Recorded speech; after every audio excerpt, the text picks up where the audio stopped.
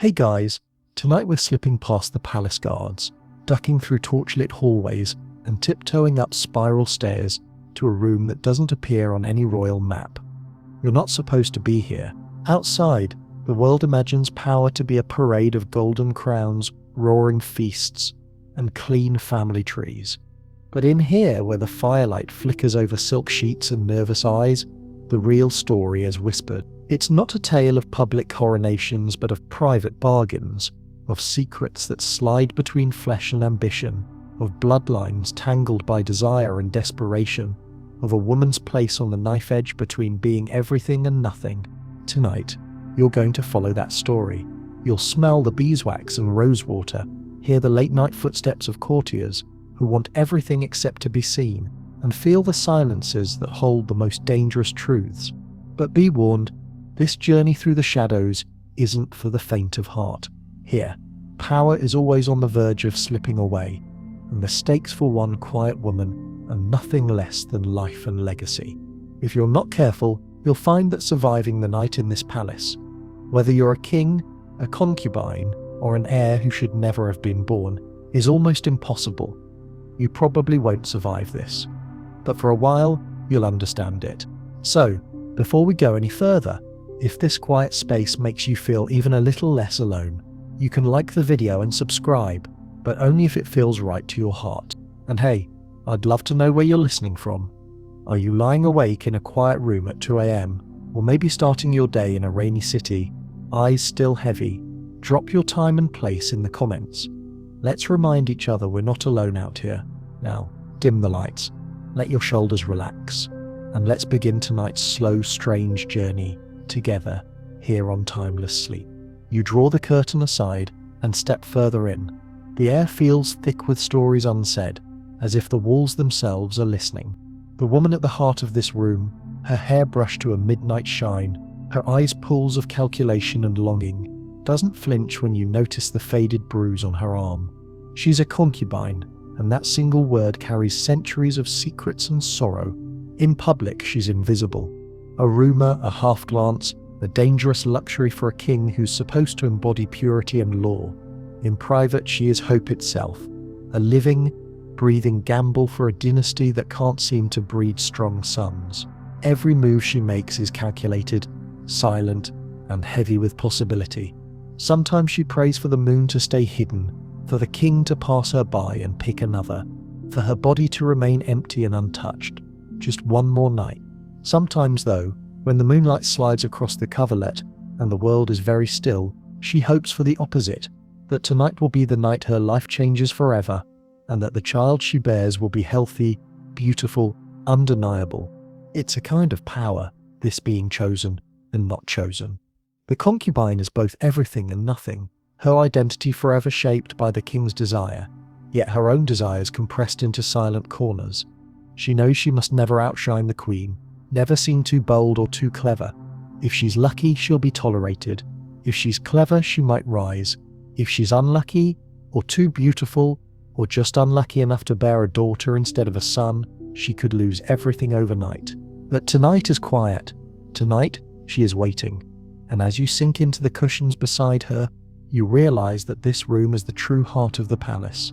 Here, the fate of empires is decided not in council chambers, but in the hush of breath, the rustle of silk, the secret language of eyes. She's not alone, of course. There are others, other women in other rooms, all caught in the same web. Some are hopeful, some are bitter, some are just tired. A few have already played their part and been shuffled aside, sent off to live out their days in distant convents or shadowy villas. They are all part of the same game, pieces on a board whose rules change every time a king whispers a name in the dark. You listen as she talks, her voice barely above a whisper.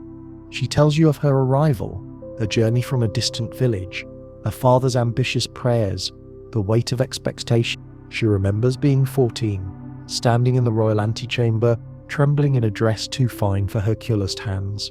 She remembers the first time the king looked at her and saw not a child but a possibility.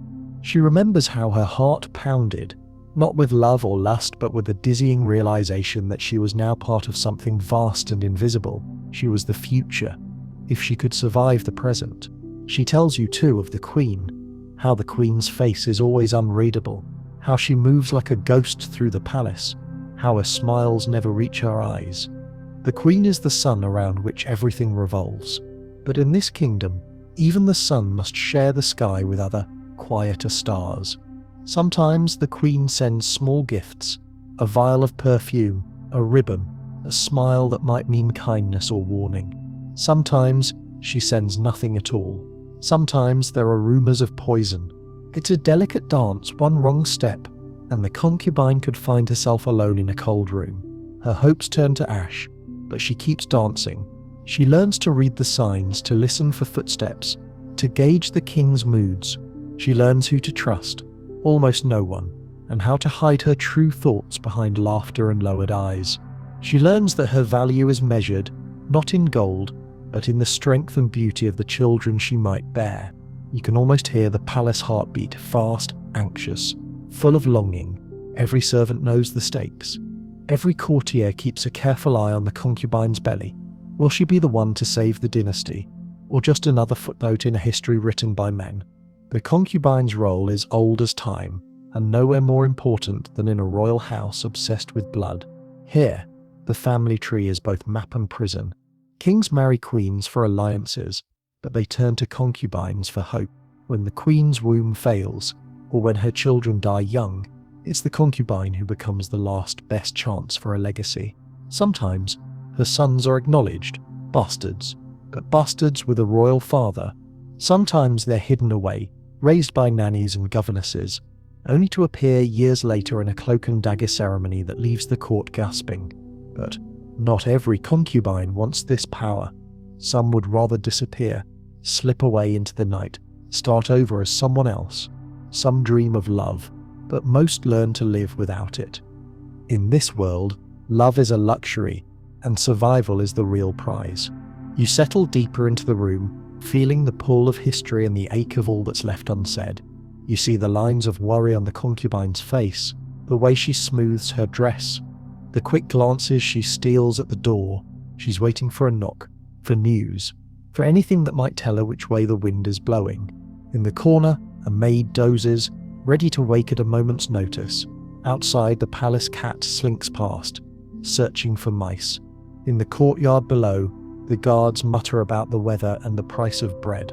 Life goes on, even as history turns on the smallest, most secret moments. The concubine laughs softly at something you say, a real laugh, bright and surprising.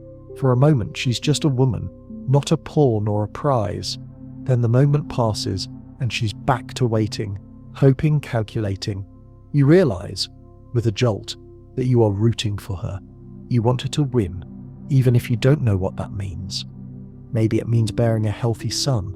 Maybe it means escaping the palace with her life. Maybe it just means surviving one more day. Outside, the torches sputter. Somewhere, a clock chimes the hour. The concubine stands, smooths her dress one last time, and walks to the window. She looks out at the darkness, at the city sleeping below, and for a moment, you wonder what she sees. Is she thinking of her family, her future, her place in history? Or is she just hoping for a quiet night, a kind word, a bit of rest? You don't know, but you do know this. In this palace, nothing is ever truly what it seems. Power moves in the shadows, and history is written not in ink, but in whispers. You lean back, letting the story wash over you.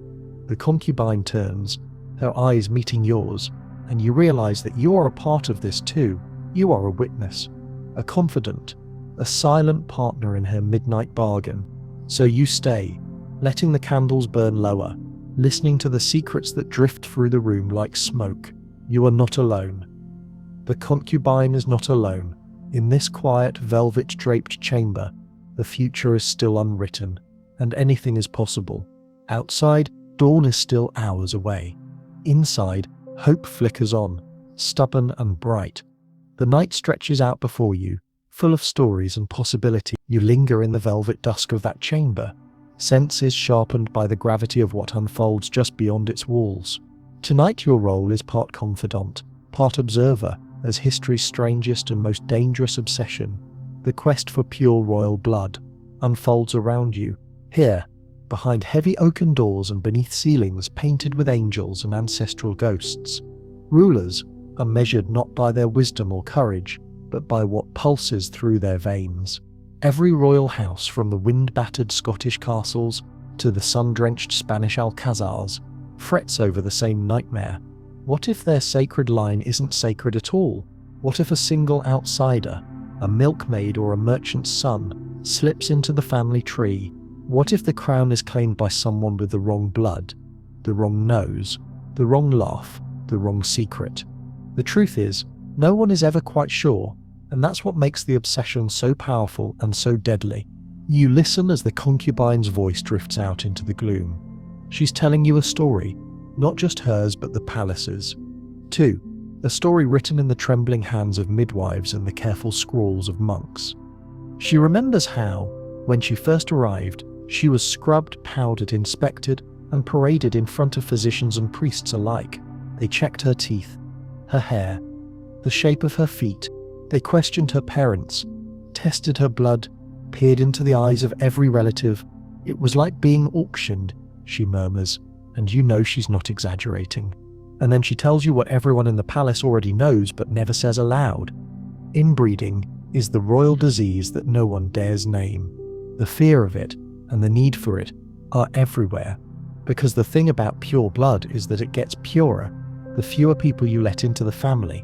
Cousins wed cousins, uncles wed nieces, brothers and sisters are matched in desperate dynastic gambles that would make even the most forgiving priest flinch. The result? A royal line that sometimes looks more like a circle, faces repeating themselves down the centuries, features echoing through generations with eerie precision. You think back to the great tapestries in the hall outside, where the family story is woven in gold and crimson thread. Kings and queens gaze down with identical aquiline noses, almond eyes, cleft chins. They are supposed to look like gods, but after a while, you notice the sameness. The way each generation's children resemble their parents so closely, it almost feels like a magic trick, or a warning. Yet the palace is always tense with dread, for sometimes the magic fails. Sometimes a child is born with a twisted spine, a wasted limb, a mind fogged by confusion. Sometimes the cradle is carried out before dawn, the bells tolling softly as the court pretends not to notice. And every time, the whispers start, is the bloodline too pure? Did they go too far? Still, the pressure does not let up. Across the great courts of Europe and Asia, royal mothers are scolded and scrutinized if their children are too pale, too sickly, too slow to speak or walk. Midwives and physicians are summoned in the middle of the night, their faces grave as they consult secret ledgers of births and deaths. Sometimes, a doctor will recommend new blood, and the king will take a concubine from a distant province, just to shake things up.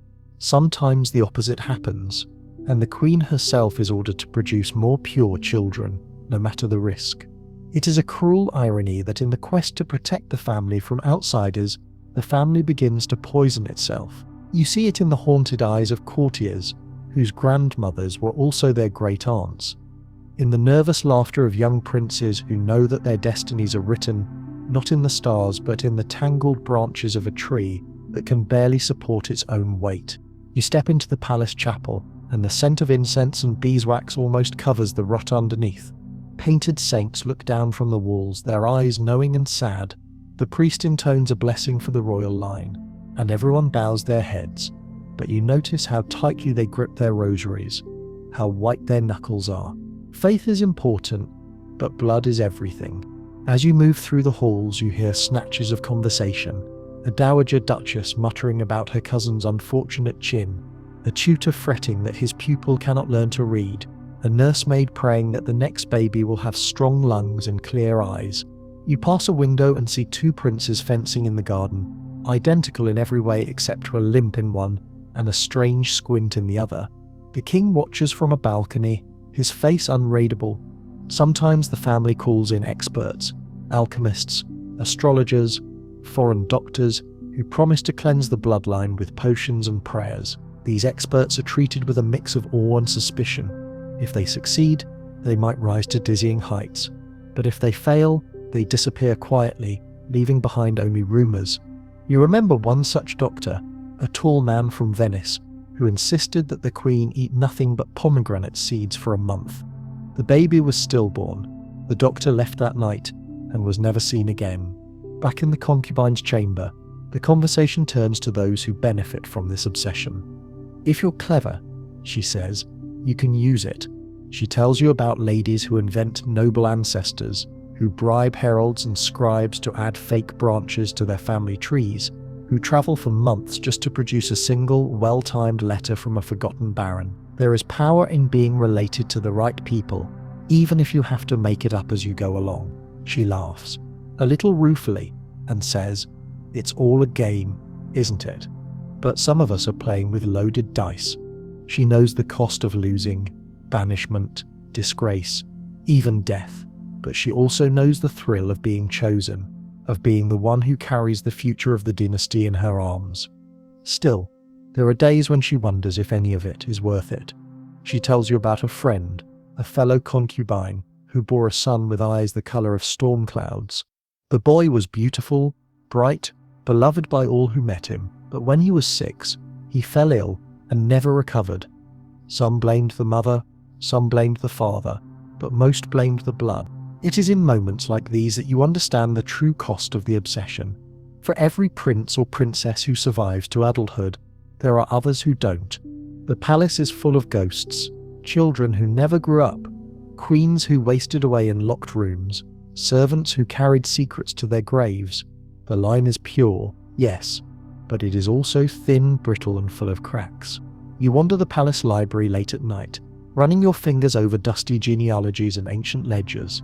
You see the same names repeating, generation after generation, as if the world contains only a handful of families.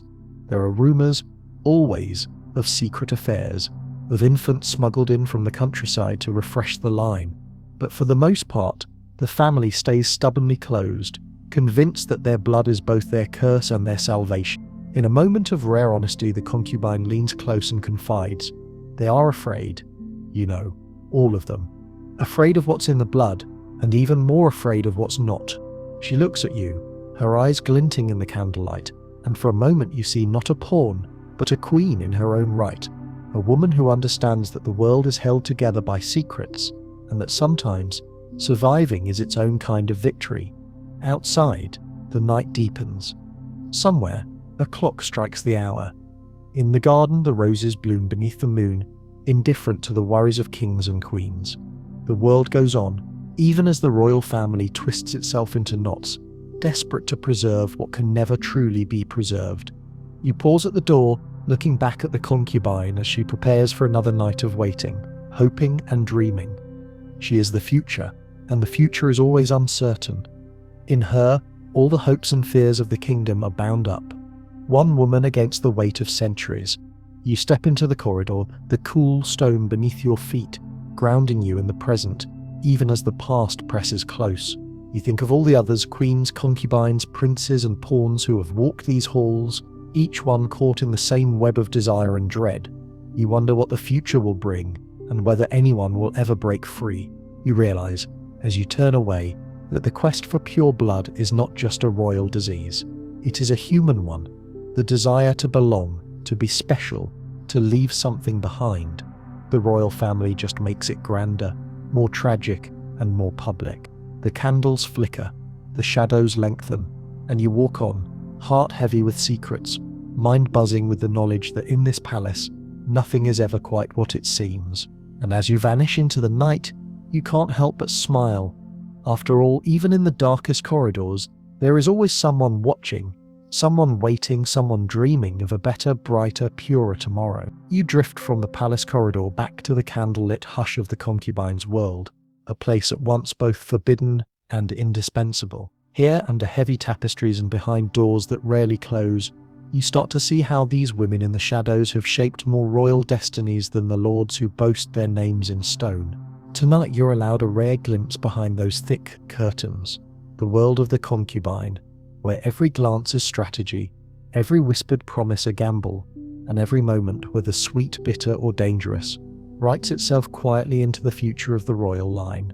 You settle near the window, where the chill slips in with the night air. The concubine joins you, fingers twisting the tassel of her silk sash, a habit perhaps learned in childhood before palace life taught her to show nothing at all. Out there beyond the castle walls, the city slumbers, ignorant of the drama staged night after night in the palace's secret wings. But inside, no one truly sleeps. Even the youngest maid learns quickly that power never rests. There are many concubines, of course, and each has her own story, 1,000 variations on hope, survival, and the narrow ledge between favor and oblivion. Some arrived by choice, others by decree, a few by misfortune, swept into the royal household as bargaining chips, tokens, entreaties, or daughters of ambition.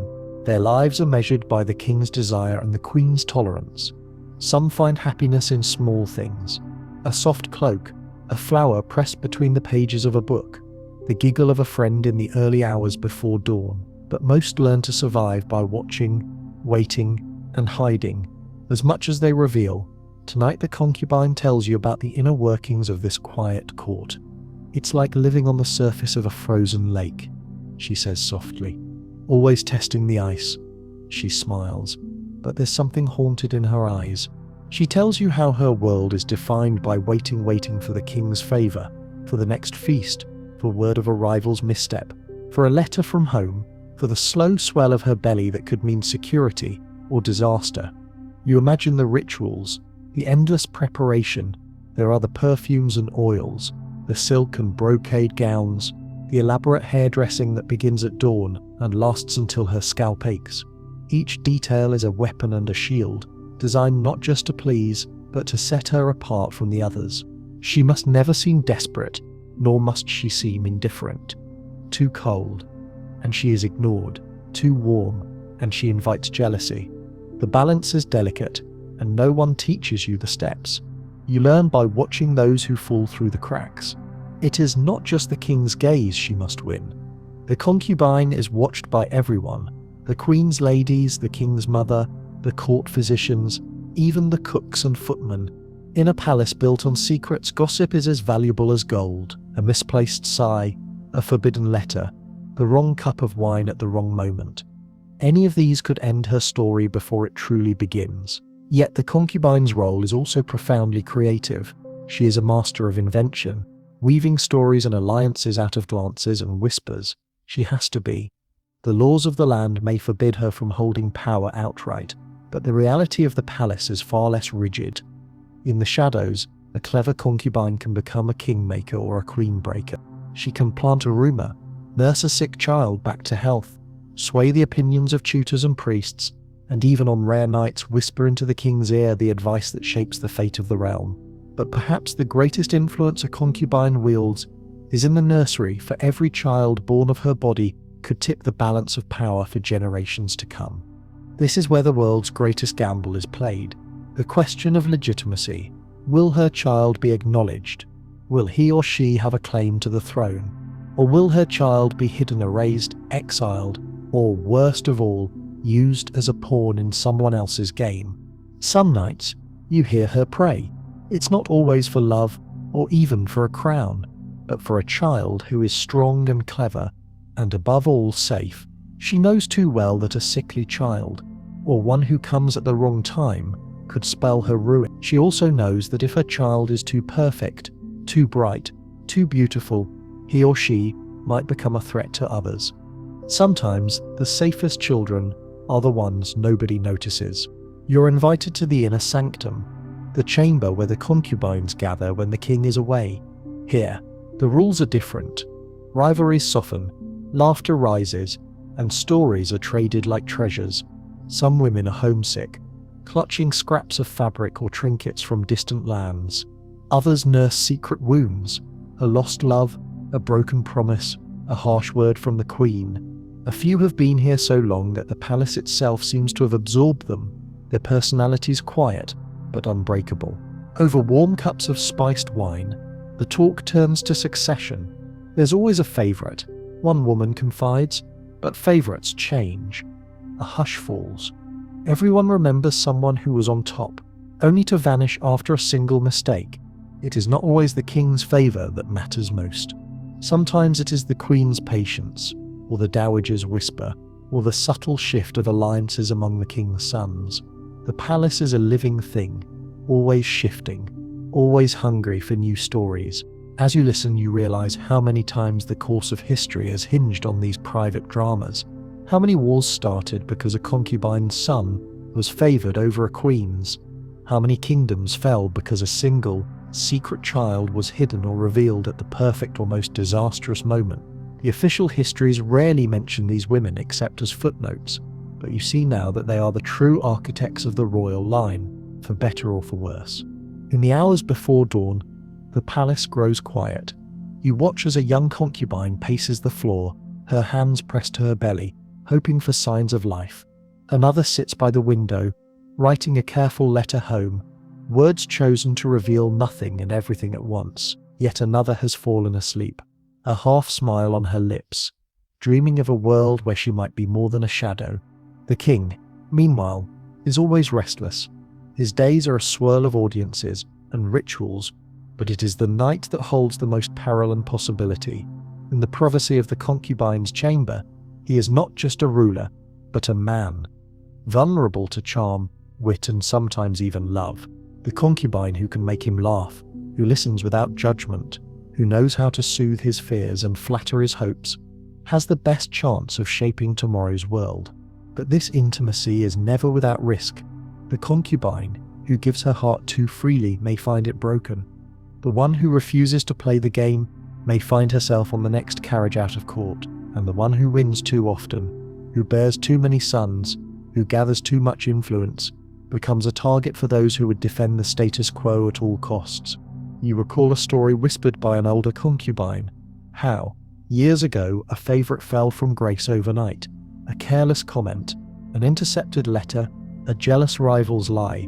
No one is quite sure, but one morning her chamber was empty, her clothes packed away, her name never spoken again. In her place came another, wide-eyed and hopeful, unaware of just how quickly fortunes can change. Even the queen, for all her power, is not immune to the world of the concubines. She must watch her husband's affections drift, must guard her own children's positions, must manage her ladies-in-waiting and her own ambitions. Sometimes she strikes bargains with the concubines, sometimes she wages silent war. There are tales of queens who poisoned rivals, of concubines who blackmailed or bewitched kings, of alliances that outlasted love. You begin to see why the royal line is never as simple as the genealogists claim.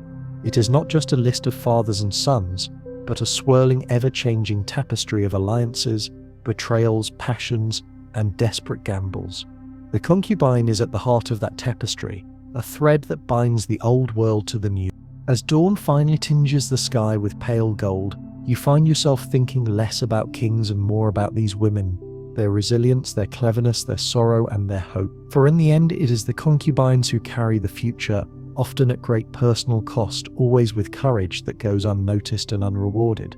You slip out of the chamber as the city begins to stir, leaving behind the warmth of whispered stories and the knowledge that nothing in the palace is ever truly as it seems. Outside, the world moves on. Bakers light their ovens, children yawn and stretch, merchants ready their wares.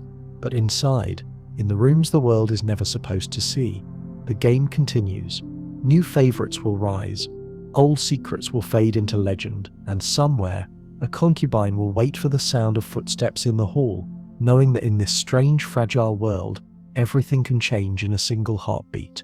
You take one last look at the palace from the garden, the dawn gilding its towers and walls.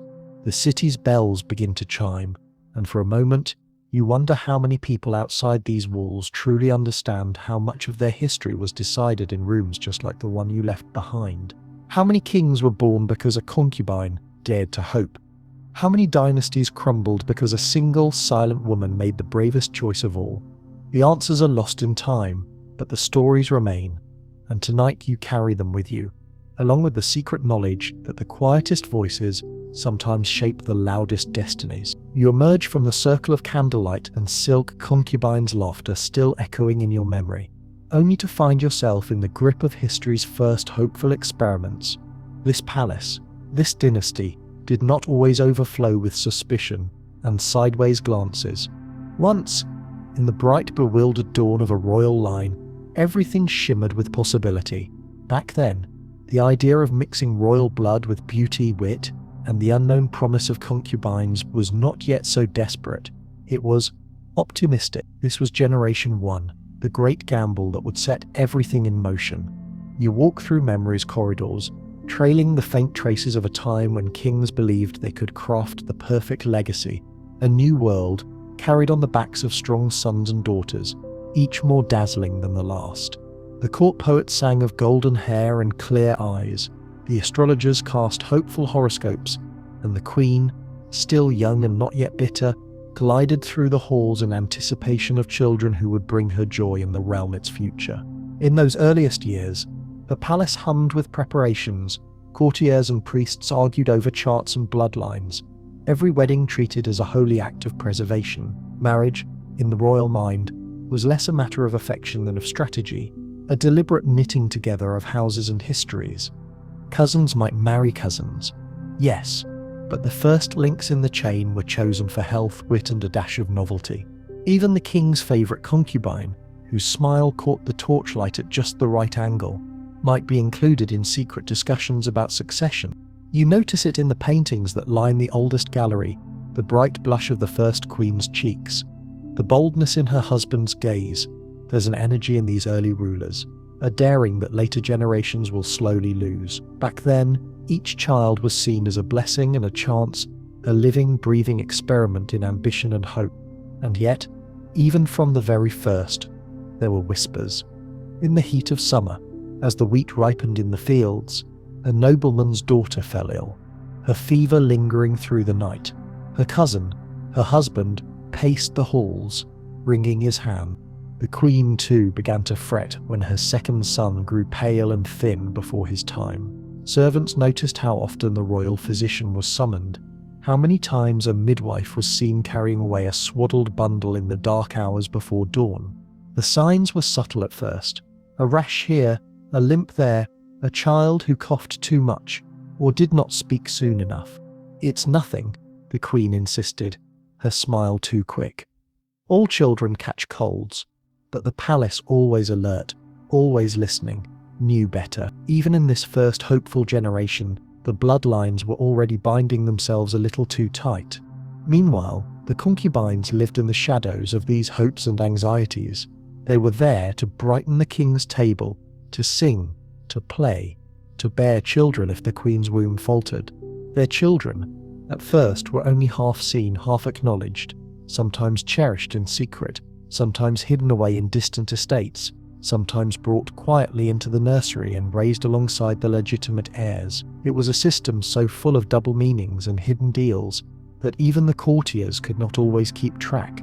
Yet in these earliest days, the experiment seemed to be working.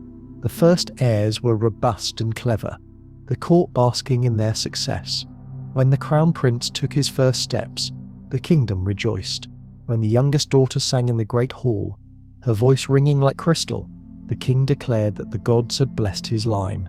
The realm flourished, harvests were good, trade flowed, and the people told stories of a golden age, one that would last forever, or so they hoped.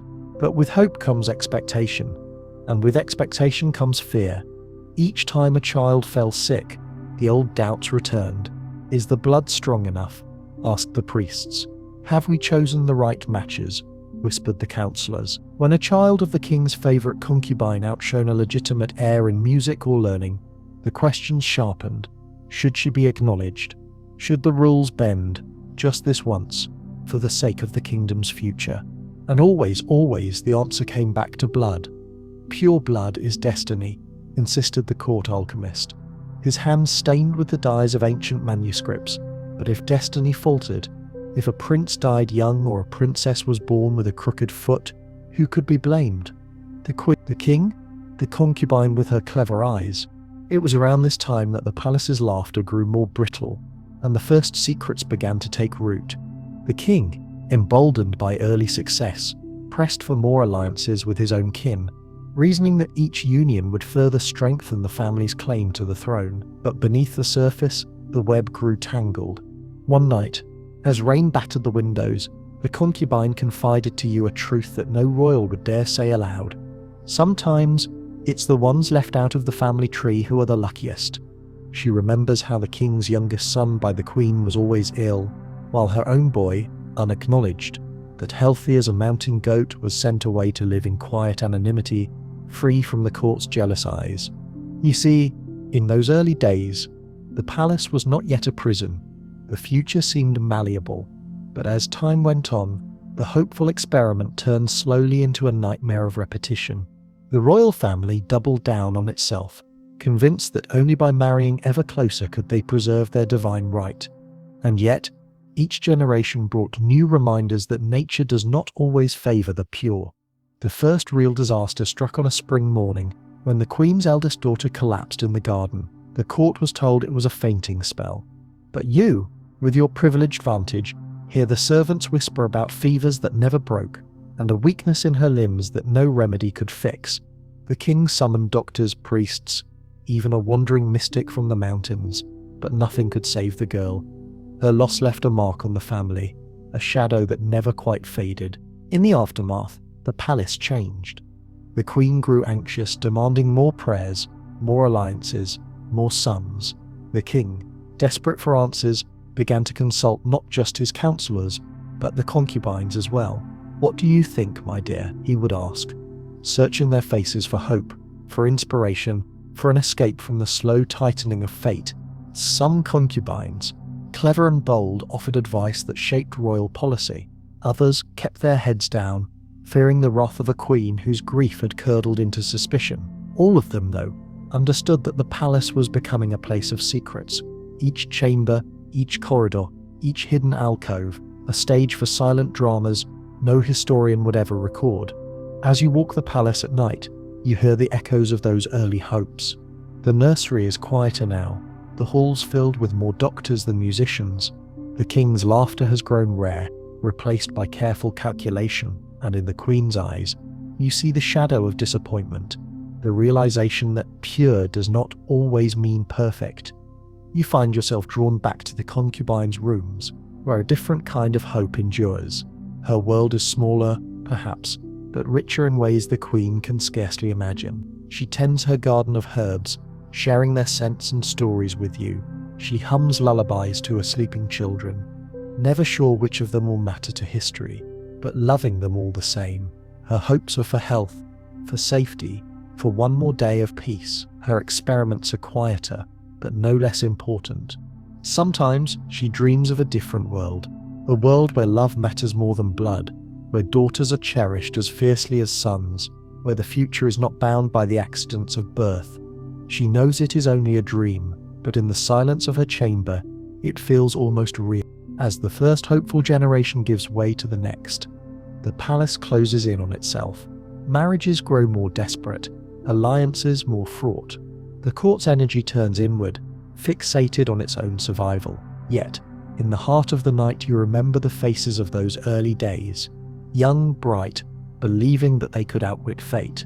You step out into the dawn, the air sharp and clear, the city stirs below, and for a moment you feel the tug of possibility, the sense that even in a world built on blood and ambition, something softer and braver can survive. You take one last look at the palace, knowing that every golden sunrise carries a shadow, and somewhere, deep within the maze of stone and silk, a concubine wakes to a new day.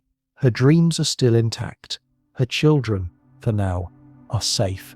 And hope, though battered, has not yet disappeared. You find yourself wandering deeper into the echoing chambers and torchlit corridors, where the velvet shadows of hope have given way to an anxious, ever-listening quiet. If you pause and listen, truly listen, beneath the clatter of goblets and the drone of official proclamations, you'll hear it, the whisper network of the palace. This is where the real stories live, where the gossip of midwives, the sidelong glances of nursemaids, and the sleepless nights of mothers swirl into something more powerful, and sometimes more dangerous, than any royal decree. The palace is always awake, even in darkness, by the flickering candlelight. Servants drift from room to room, their footsteps silent, their eyes sharp. There is a reason for this vigilance. In a world where royal futures depend not only on lineage but on health, fortune and whispers, everyone is watching, especially the women. Tonight, you're invited to drift among them, not just as a silent guest, but as an invisible shadow, part of their world, unseen but alert, woven into the nightly web of rumor, truth, and wild speculation. The stories begin, as they so often do, with the birth of a royal child. It's always dramatic, always tense. The queen's rooms fill with the scent of sweat and lavender, with groans and prayers and the sharp cry of a new life. Immediately the palace is on edge. The midwives, keepers of secrets, experts at reading omens in the shape of a newborn's fingers or the curve of an ear, exchange glances. Some births are celebrated, some are shrouded in careful silence. Either way, within hours, the news spreads. Was the child healthy? Was there a mark, a blemish, a worrying cough? Did the baby open its eyes wide and strong, or struggle for breath? Soon after, the rumors begin to gather like storm clouds. Did you see how pale the little prince was? Whispers one nursemaid to another as they change the linens in the chilly nursery. I heard the new princess never cries, too weak, poor thing. Another sighs, her hands quick and practiced. Over the kitchen fires, cooks debate the significance of the royal physician's late-night visits. In the shadowed stairwells, the chambermaid murmurs about the queen's tight-lipped anxiety, how she refuses visitors except for her closest confidantess. Some of these whispers are nothing more than old wives' tales, spun out of boredom and fear, but many are true, or true enough to change the atmosphere of the palace. Because here, a single rumor can alter destinies. A child judged too sickly might be kept hidden, recovering in the countryside, or quietly replaced by a sturdier sibling if the stakes are high enough. Sometimes a royal infant's fate is decided not in council chambers, but in the kitchen garden, between two maids sharing secrets over a basket of herbs. A child judged too sickly might be kept hidden, recovering in the countryside, or quietly replaced by a sturdier sibling if the stakes are high enough. Sometimes a royal infant's fate is decided not in council chambers, but in the kitchen garden, between two maids sharing secrets over a basket of herbs. In this world, the power of perception is everything. If the people believe an heir is weak, the court will treat them as weak. If a child's nurse is clever with words, she can smooth over any limp or cough with tales of childhood mischief and harmless falls. But some afflictions cannot be hidden.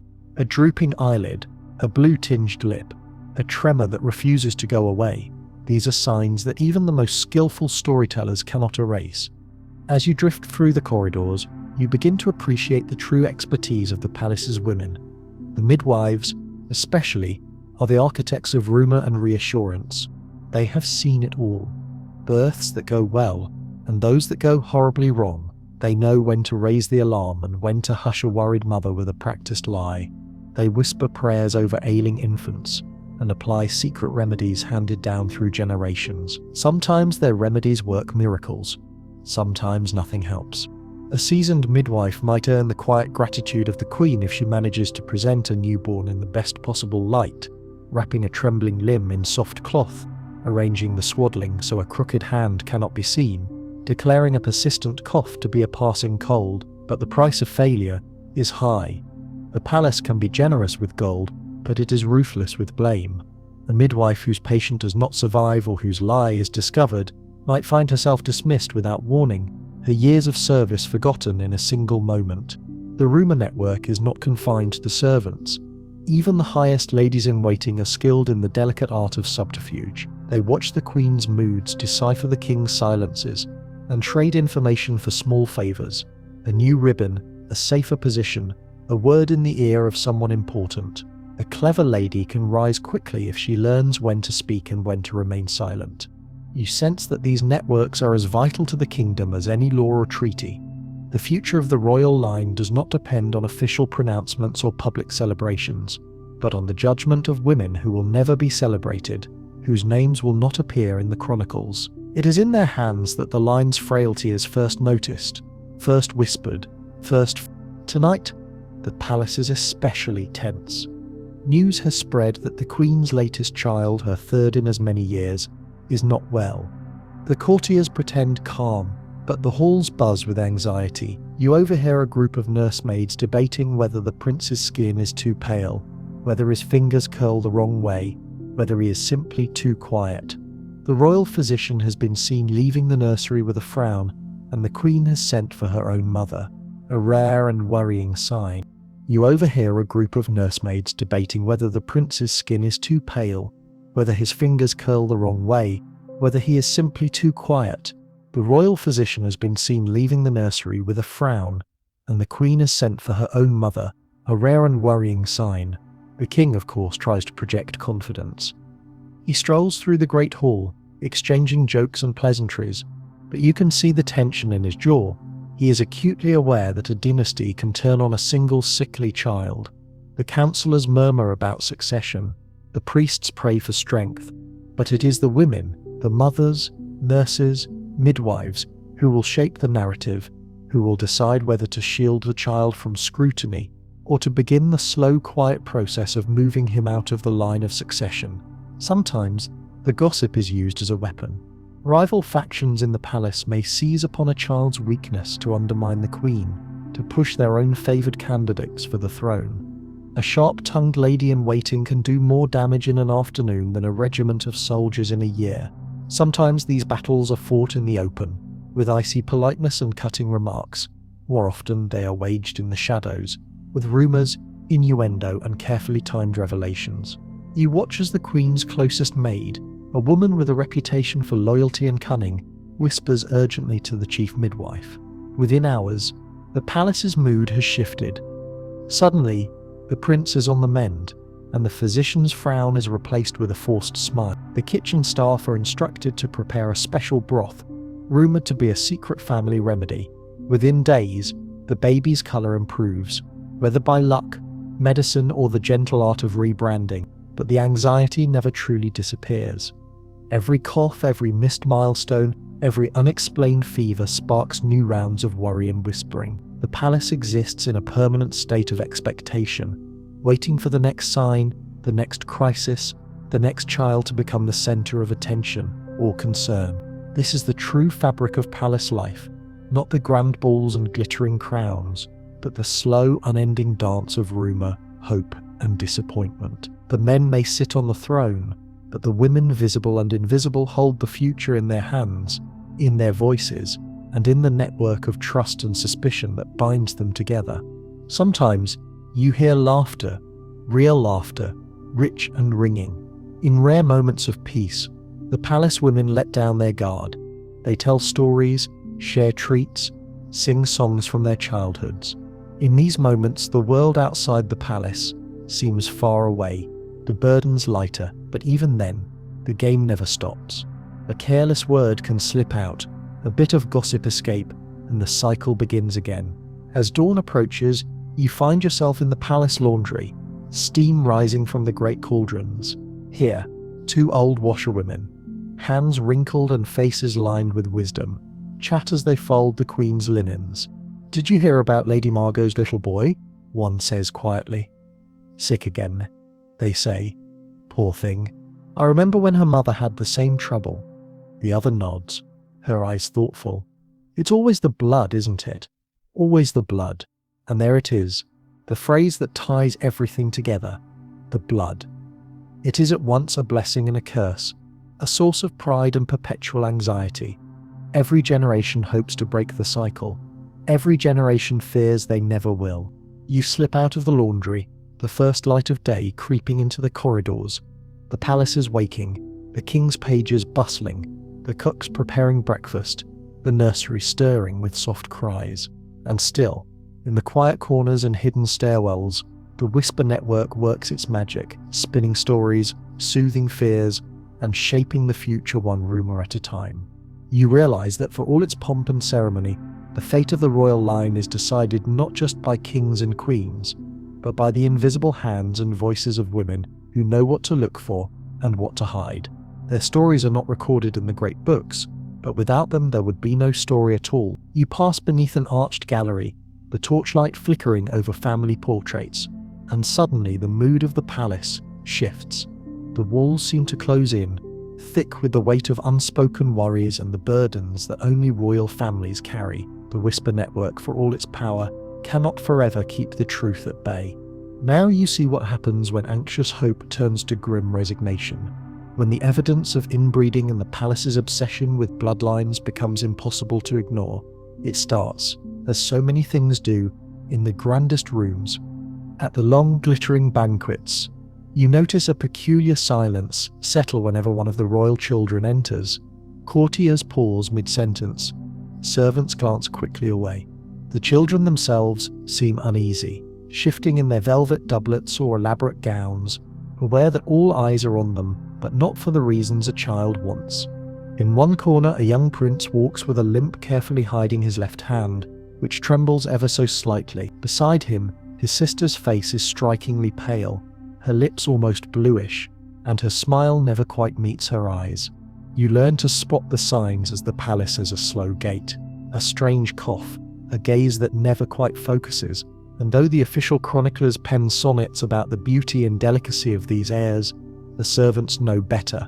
In the kitchens, over the rattle of pots and the hiss of boiling water, cooks trade stories of royal infants who would not nurse, princes who failed to walk, princesses who fainted at the sight of blood. The nursemaids keep their own score, who needed the most help climbing stairs, who spent the winter wrapped in extra blankets. It is an open secret. The blue blood of the dynasty, the very thing meant to set them above commoners, is leaving its mark in visible, troubling ways. The term itself, blue blood, comes to feel ironic, for sometimes their veins seem almost visible beneath thin, papery skin. It is whispered that their bones break too easily, their teeth crumble, their fevers linger dangerously long. Even the youngest children have their ailments catalogued. A persistent rash, a tendency to bruise, a stutter, a wandering eye. You can see it in the way their tutors walk them through lessons, patient to the point of pity, always ready to explain a little more, to lower expectations. There are times when these signs are easy to dismiss. After all, even the healthiest children get sick, but the palace knows better. Generation after generation, the family portrait shows the same set of chins, the same angular noses, the same hauntingly familiar eyes. The resemblance is uncanny, and in the court's more honest moments, unsettling. Some days when you look into the faces of the youngest heirs, you could swear you're staring straight into the past. These are the visible costs of keeping it in the family. Each year, the banquets become a little quieter, the children a little more watched, the doctors a little more desperate. The court has its own language for these problems. Delicate, sensitive, high-strung. They do not say weak or sick or doomed, but everyone knows. The king is often pale and tired, his hair prematurely thin. The queen, once radiant, walks the gardens with dark circles under her eyes, clutching a vial of something the apothecary prepared for her nerves. You wander the corridors, eavesdropping on snatches of conversation, fragments that paint a fuller, sadder picture. Did you notice the way the little duke's hands shake? Her Highness hasn't left her room in days. The new governess is a specialist in reading lips. Apparently, the youngest can barely hear at all. Each new symptom is met with a flurry of remedies and advice. More rest, less excitement, special diets, pilgrimages to holy relics. Still, the truth creeps in, silent and stubborn. The palace's great physician, a man whose brow is permanently furrowed, does his best. He prescribes potions of honey and herbs, draughts made from rare roots, and when desperate, the new miracle treatments brought from distant lands, powders, tonics, leeches. Some treatments help, at least for a while. Others only make things worse. The apothecary's shelves fill with discarded remedies, evidence of hope turned to disappointment. You notice too the way the royal children are managed, never left unattended, always accompanied by a nurse or tutor. Play is carefully supervised, no rough games, no running in the corridors, no wrestling or climbing trees. Even their laughter is subdued, as if they know instinctively not to draw too much attention. When one of the children falls or becomes ill, the palace closes ranks. Only the most trusted are allowed to visit, and the official reports always speak of a mild indisposition, no matter how dire the truth. It is at banquets that the difference is most stark. The royal family sits together at the high table, a tableau meant to inspire awe, but up close you see the toll of the bloodline's obsession. The king lifts his glass with trembling fingers, The queen sits stiffly, her back aching from years of worry. Their children eat slowly, carefully, each mouthful watched by a nurse who hovers at their elbows. At the slightest cough or stumble, servants appear, ready to escort the heir back to bed. Not all the court's children suffer, of course. Some thrive, their health attributed to luck or to the wisdom of mixing in a little new blood. These lucky few are quietly celebrated, their vigor proof that the dynasty still has a chance, but everyone knows they are the exception, not the rule. It is at night that the palace feels most haunted. In the hush before dawn, you hear the footsteps of doctors summoned to the nursery, the creak of floorboards as a nurse checks on a feverish child, the muffled sobs of a mother who fears she will lose yet another son or daughter. The darkness is filled with prayers, some whispered to the old gods, some to saints, some to anything that will listen. Hope flickers, fragile and uncertain. Amid all this, the king's concubines are both comfort and threat. Their children, born of hope and risk, are sometimes healthier, sometimes not. When a concubine's child thrives where a queen's does not, the gossip becomes especially fierce. Perhaps it is luck. Perhaps, the servants say, it is a sign that the dynasty needs something different, someone different, to survive. These children of the shadow, half royal, half secret, are watched as closely as the legitimate heirs, their health and behavior endlessly analyzed. The palace cannot escape the past. The portraits stare down, demanding a future that looks like the past, even as the present slips further away from that ideal. The genealogists work overtime, charting the connections between every noble house, trying to predict which union might finally produce a strong, healthy heir. Their charts are a maze, looping back on themselves, full of crossed-out names and hopeful additions. This time, they say, this time it will be different. But hope is running thin. The palace is filled with ghosts, children lost, dreams unfulfilled, promises broken by the harsh truth of biology. Every generation, it seems, the burden grows heavier, the family weaker, and yet the rituals continue. The arranged marriages, the careful courtships, the relentless drive to keep the bloodline pure. You walk through the royal nursery, the walls painted with faded scenes of hunts and battles. Here, the future of the dynasty is supposed to be secure, but the silence is almost unbearable. The children play quietly, watched by anxious eyes. Some do not play at all, preferring to sit by the window, lost in thought. The toys are exquisite, but untouched. The air smells of lavender and fear. The palace tries to carry on. There are feasts, tournaments, celebrations, but beneath the glitter, the cracks show.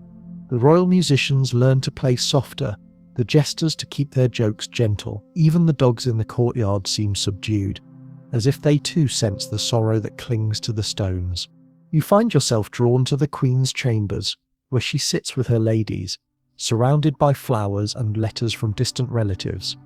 She is pale, her movements slow, her laughter rare. She speaks softly, always careful not to show her worry. Her ladies try to distract her with stories, with news from the city, with plans for future celebrations, but nothing can hide the pain in her eyes. One night, you witness a scene that stays with you.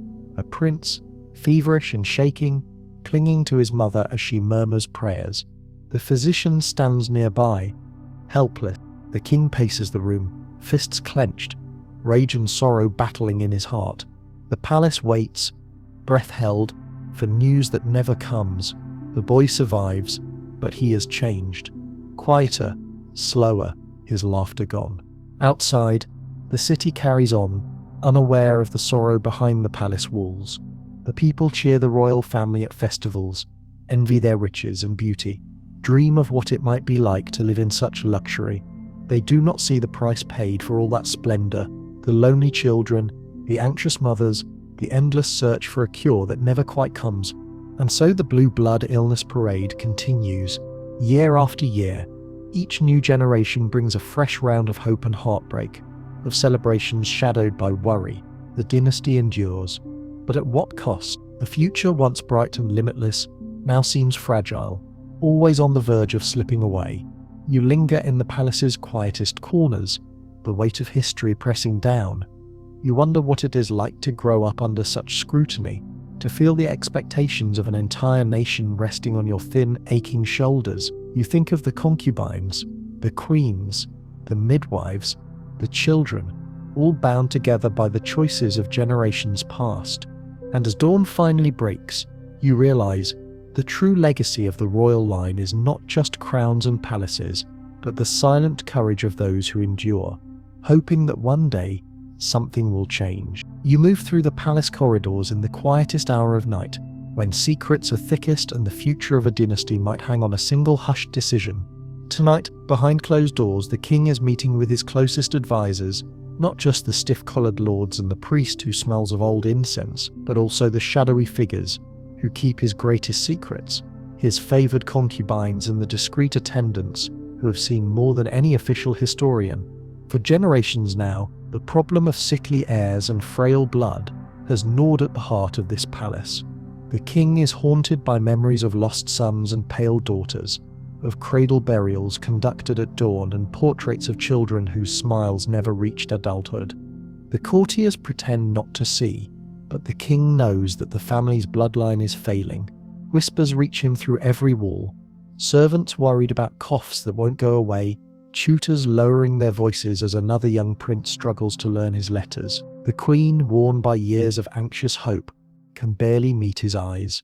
Tonight, a solution is on the table, one that is as old as monarchy and as dangerous as any war: the careful use of concubines, those women whose place in the palace is both open secret and taboo. For centuries, concubines have existed as a backdoor to the royal family tree. Sometimes the solution is simply to refresh the line with a new branch, a child born of beauty, cleverness, and healthy stock. Sometimes it is a desperate gamble, a last attempt when the official line threatens to fail entirely. You witness the king's restlessness. He paces, turning over signet rings on his fingers, glancing now and then at the tapestry of his ancestors. Faces both noble and strangely repetitive. He cannot admit it out loud, but he knows that purity has become a prison, and he is not the first king to reach for an escape. He meets with his most trusted concubine. She is not just beautiful, but shrewd. Her lineage from outside the royal web, her health robust, her mind as quick as any counselor's. The king explains his worry, his voice barely above a whisper. The line is faltering. He confides. The queen is exhausted, and every day the physicians bring me more bad news. I cannot lose this kingdom to chance. I cannot watch another child suffer. There must be a way forward. There must be hope somewhere else in these walls. The concubine does not flinch. She understands her role perfectly. She is not just an ornament, but an asset, perhaps the last one left. She has watched the legitimate heirs grow pale and silent, and she has quietly observed her own son, strong, quick to laugh, rarely ill, climbing trees in the garden, learning letters easily, thriving where others have failed. There is a hidden logic to the king's new solution. If the official bloodline is too weak, then the next generation must be created from stronger stuff, even if it means breaking the rules that have governed the family for centuries. Of course, such a solution cannot be public. The children of concubines are raised in the shadows, their names carefully omitted from official records, until if the need becomes great enough, they are suddenly, miraculously, legitimate. Sometimes, it is the queen herself who acquiesces, choosing to adopt a healthy child in place of her own, binding him to her with ceremony and a mother's practiced smile. It is a dangerous dance. The introduction of concubine children into the line of succession is never simple or safe. Rival factions spring up overnight. Some nobles, desperate for a healthy heir, will gladly accept a child born on the wrong side of the sheets, while others would rather see the kingdom fall than surrender tradition. The palace becomes a maze of secret alliances. The king must move carefully, trusting only those whose loyalty is beyond question. You watch as the plan is set in motion. The concubine's son is quietly moved from his simple rooms to the tutor's wing. His lessons grow more advanced. The palace tailors sew him new robes, richer, finer. Rumors are managed with expert care. He is the king's special ward, a distant cousin, a child of fate. Meanwhile, ailing heirs are sent to the countryside to recover, their absences explained with vague words and hopeful prayers. The queen, too, must play her part. Her pride is wounded, but her sense of duty is unbreakable. She remembers the agony of each lost child, the cold comfort of her title, the way the court looks at her with equal parts pity and accusation. If accepting a concubine's child is the only way to keep the throne secure, she will do it, though it tears her apart. Sometimes, late at night, she visits the nursery herself, standing over the boy's bed, searching his face for some trace of her own, hoping perhaps that love and duty will be enough to make him truly hers. The court, of course, is not fooled for long. There are whispers, sharp as pins, traded behind fans and beneath the sound of music at banquets. "Did you notice the prince's eyes?" someone murmurs. "He laughs like his mother, not the queen." The queen's loyal ladies defend her honor fiercely, while the king's allies push for the boy's acceptance. The debate spills into the council chamber, the church, even the city streets. Some see hope in the child's healthy frame. Others see disaster, a precedent that could unravel the very fabric of the dynasty. You follow the boy through the palace gardens, where he runs without stumbling, leaps over fountains, and greets every servant with a grin. He is not weighed down by expectation. Not yet. He is simply alive, full of the joy that comes from health and freedom. The contrast with his official siblings could not be sharper. One by one, the courtiers begin to notice. The doctors, so used to failure, find themselves hopeful for the first time in years. Behind the scenes, the concubine is both triumphant and terrified. Her child's fortune could change in an instant. A single mistake, a single misstep, and both could be cast aside forever. She guards her son fiercely, teaching him the subtle art of palace survival, when to speak, when to bow, when to disappear. She knows that envy is a constant companion, that even a healthy child can attract dangerous attention. The stakes have never been higher. The church is called upon to give its blessing. Priests debate the ethics of legitimizing a concubine's child. The most ambitious of them see opportunity, a chance to be part of a miracle, a renewal of the line that could be credited to the wisdom and mercy of the crown, and not incidentally the church itself. They concoct new ceremonies, new prayers, new rituals to sanctify the child's place in the royal story. Meanwhile, the common people, always quick to sense change, begin to gossip. Some see in the child a sign of hope, a new beginning for a weary realm. Others mutter darkly about sin and pride, about old prophecies and the dangers of angering the gods. Markets fill with new ballads, some celebrating the boy's vigor, some mocking the king's desperation. In every tavern, over every alehouse table, the future is debated with the fervor of people who have little power, but infinite opinions. The introduction of concubine children as solutions does not end the palace's anxiety. If anything, it raises new and more volatile questions. How much can you break tradition before tradition breaks you? What does legitimacy truly mean? Can love, health, or destiny outweigh the rules written by men long dead? The king, for all his power, feels the pressure most. Every decision is a risk, every alliance a wager. His reputation hangs by a thread. A single rumor can topple everything he has built. He finds himself confiding in the concubine more than ever, drawn not just to her beauty but to her courage, her intelligence, and her ability to see hope where others see only doom. In her, he sees the possibility of survival, a way to rescue the line without admitting defeat. You sense a shift in the palace. Where once there was resignation, now there is a spark of possibility. Some children thrive, new faces appear in the line of succession. The official history will later gloss over these years, turning secrets into legends, editing the family tree with careful strokes. But in the present, everyone knows what has happened. The dynasty is saved, at least for now, not by purity but by flexibility, by the willingness to let new blood into the old veins. Still, the price is high. The concubine lives every day in uncertainty. The queen endures a sorrow that only queens can know. The court adjusts, shifting its alliances and its gossip to fit the new reality. The children, legitimate and otherwise, grow up side by side, always aware of their precarious place in a story that could change with a single word. And so the dynasty stumbles forward, battered but unbroken, its future now a patchwork of hope, compromise, and hidden bargains.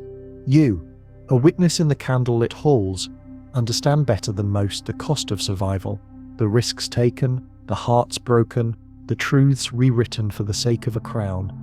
As dawn rises over the palace roofs, the king stands at a window, his expression a strange blend of relief and regret. Behind him, the concubine sits with her child, teaching him to read by the pale morning light.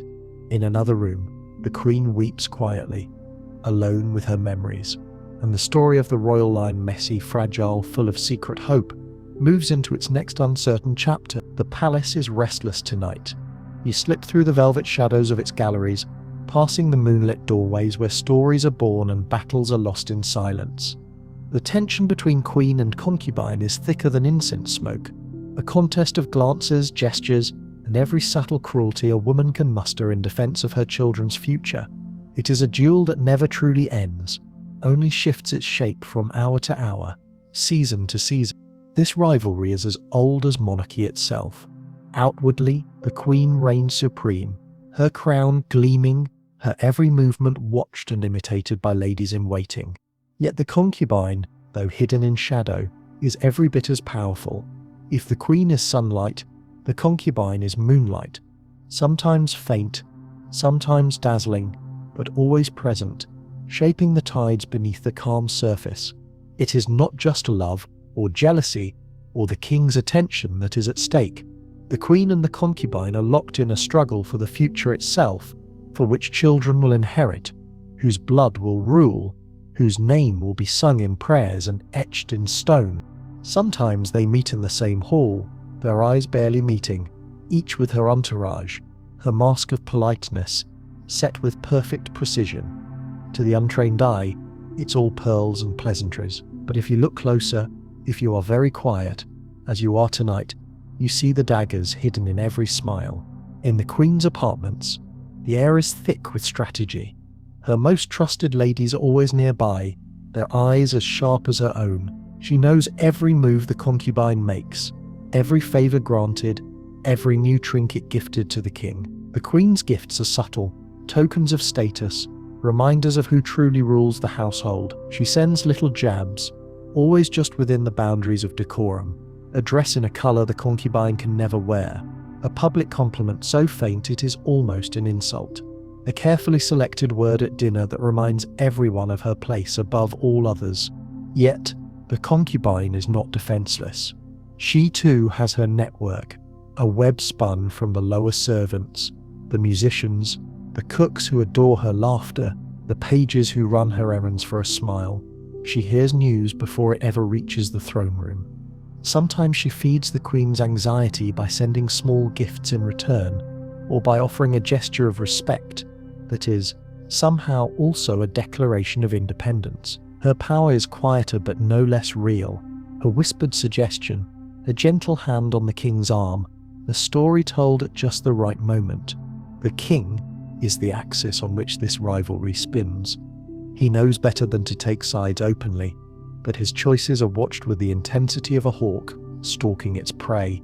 Every evening the court reads the tea leaves of his attention. Whose company did he seek at the hunt? Whose child did he praise after supper? Whose favour did he wear on his cloak at the festival? The queen feels every slight as a blow. The concubine turns every sign of approval into hope for her child's future. Yet this duel is not just about status, it is about survival. The queen fears for her children, not only for their legitimacy, but for their life. Palace history is filled with tales of poison, of sudden illness, of children falling from towers or slipping away in the night. She guards her sons and daughters fiercely, aware that a single misfortune could open the door for the concubine's brood. Every lullaby she sings is tinged with worry. Every prayer is a plea for safety. The concubine, in turn, knows that her position is always precarious. She may hold the king's favour today, but tomorrow it could be gone. Her children, even if they are acknowledged, are never fully safe. Any sign of ambition can be twisted into accusation. The queen's allies are quick to remind her, sometimes kindly, sometimes cruelly, that she can be replaced, her children forgotten. Even the king's affection is not enough to guarantee her family's future. And yet, In this contest, the lines are sometimes blurred. There are moments when the queen and concubine are forced together by circumstance, a sick child, a festival, the king's absence on campaign. In these rare intervals, a fragile truce may form. The women exchange stiff courtesies, share a drink, or even laugh at a jest made by a visiting nobleman. For a brief moment, they are simply mothers, united in worry, longing for peace, but the peace is always temporary. Soon enough, the game resumes. You observe one such uneasy alliance on the night of the New Year's feast. The palace is aglow with candles and the scent of roasting meat. The queen sits at the high table, her face pale but composed, flanked by her children in elaborate dress. Across the room, the concubine sits with the lesser nobles, her own child's eyes darting to the royal table, drinking in every detail. During a lull, a page brings the queen a goblet of wine. A gift, he says, from the concubine. The queen nods, raises her glass and drinks. The room exhales. For a moment, it is as if all is well. But later, in the queen's chambers, she questions her ladies. Did anyone see who poured the wine? Was it truly meant as a kindness? Her paranoia is not unfounded. The history of the palace is thick with betrayals hidden in acts of courtesy. Even a sip of wine can be an act of trust, or a trap. Meanwhile, the concubine waits, every sense tuned for news. Did the queen like the gift? Did she detect any sign of suspicion? In the palace, reputation is everything, and the wrong gesture can spell ruin. The concubine must be gracious, but not groveling, bold but not threatening. She must always walk the edge between respect and rebellion. Children, of course, see more than adults imagine. The queen's eldest daughter, wise beyond her years, watches the concubine's son with a mix of curiosity and envy. The concubine's child, for his part, is cautious, too aware of his uncertain place, eager to prove himself but careful never to overstep. In the nursery, alliances are formed and broken, games played that echo the silent war outside. Even here, innocence cannot survive untouched. At times, the rivalry turns vicious. Rumors are started, accusations of witchcraft, of infidelity, of plots against the king. The queen's allies may claim that the concubine is using potions to win the king's heart. The concubine's friends whisper that the queen is too cold, too proud, unfit to be a mother. Every misfortune is seized as proof of the other's guilt. A child's illness becomes a curse, a lost bracelet a hex. The air grows heavy with suspicion. The king, sensing the mounting tension, sometimes tries to intervene. He offers gifts to both women, hosts feasts, decrees new honors, but his efforts rarely succeed. The palace is a living thing, its heart beating to the rhythm of rivalry and revenge. Even the most benevolent act can be twisted, its meaning changed by those hungry for advantage. Yet, paradoxically, it is this very tension that keeps the palace alive. Without the rivalry, without the constant struggle for position, the court would stagnate, its energy drained. The queen and the concubine, for all their pain and cunning, are the lifeblood of the royal household. Their duel shapes the destinies of not only their children, but of every noble, every servant, every subject in the kingdom. You leave the feasting hall and wander the quiet galleries. The portraits of queens and favourites stare down at you, their painted eyes brimming with secrets. You think of all the stories they could tell, the alliances formed over shared tears, the betrayals sealed with a kiss, the times when rivalry tipped over into outright war. For every dynasty that flourished, there were others that fell, brought down by the battle between wives and mistresses, mothers and lovers.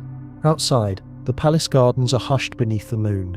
The scent of lilac lingers on the night air. Somewhere the queen kneels by her bed, praying for her children's safety. In another chamber, the concubine sings her son to sleep, her voice barely above a whisper. Both women lie awake for hours, each haunted by dreams of loss and hope, each determined that her own blood will survive whatever tomorrow brings.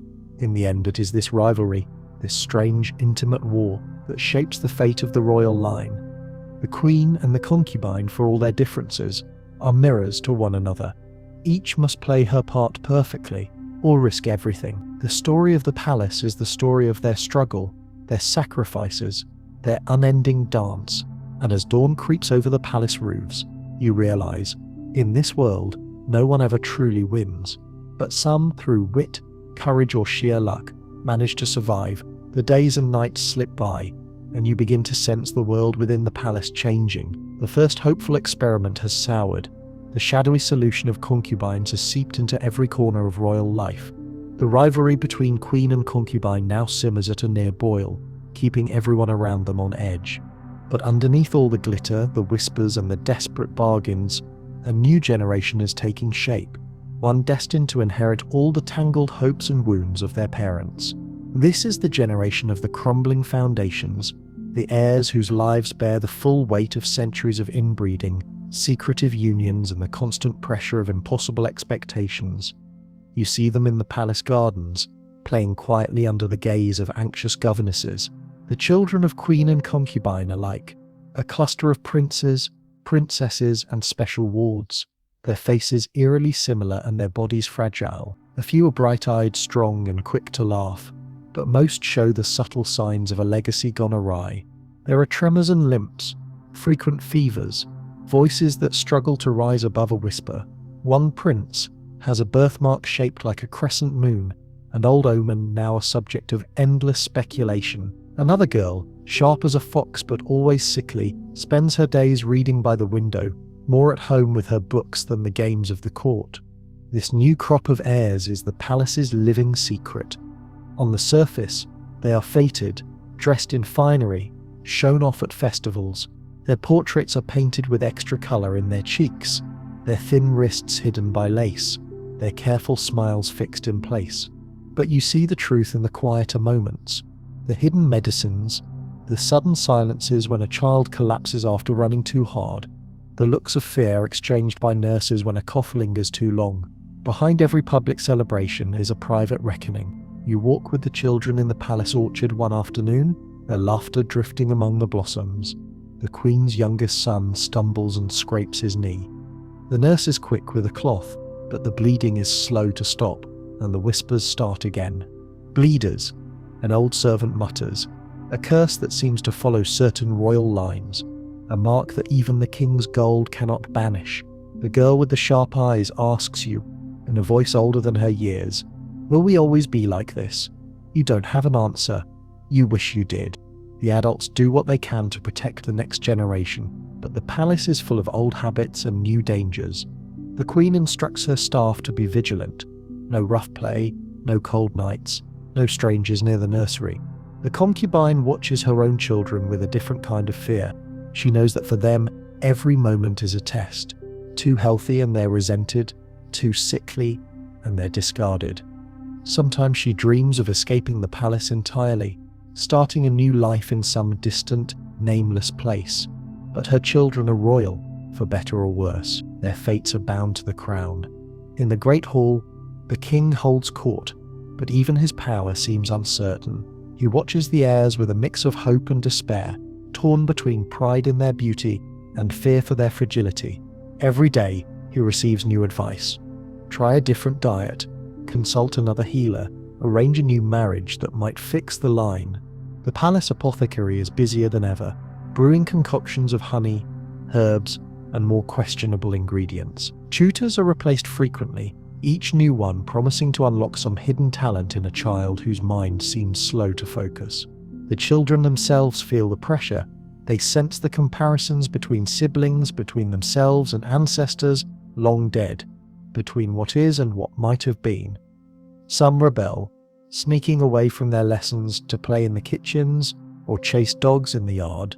Others withdraw, their eyes hollow, learning to hide pain and disappointment with the skill of seasoned courtiers.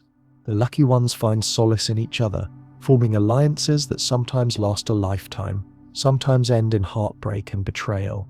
You watch as the festival of spring approaches. The palace is decorated with garlands, tables heavy with fruit and sweetmeats. The heirs are paraded before the court, each one a living testament to both royal glory and private fear. The queen's eldest daughter sings a song that brings tears to her father's eyes. The concubine's son wins a game of chess against the king's chief minister, earning an approving nod from the old man. But behind every applause is a question: will these children live to rule? Will they survive the next fever, the next fall, the next heartbreak? In private, the queen weeps over her youngest, whose health has never been strong. She blames herself, her family, the palace itself, 100 years of marrying kin to kin, of trading love for alliances, of trusting that blood alone would be enough. The king tries to comfort her, but his words are empty. He cannot change the past, and the future is a riddle that grows darker by the day. The concubine, too, feels the weight of history. She knows her children are watched more closely than any others. Every laugh, every misstep, every sleepless night of potential scandal.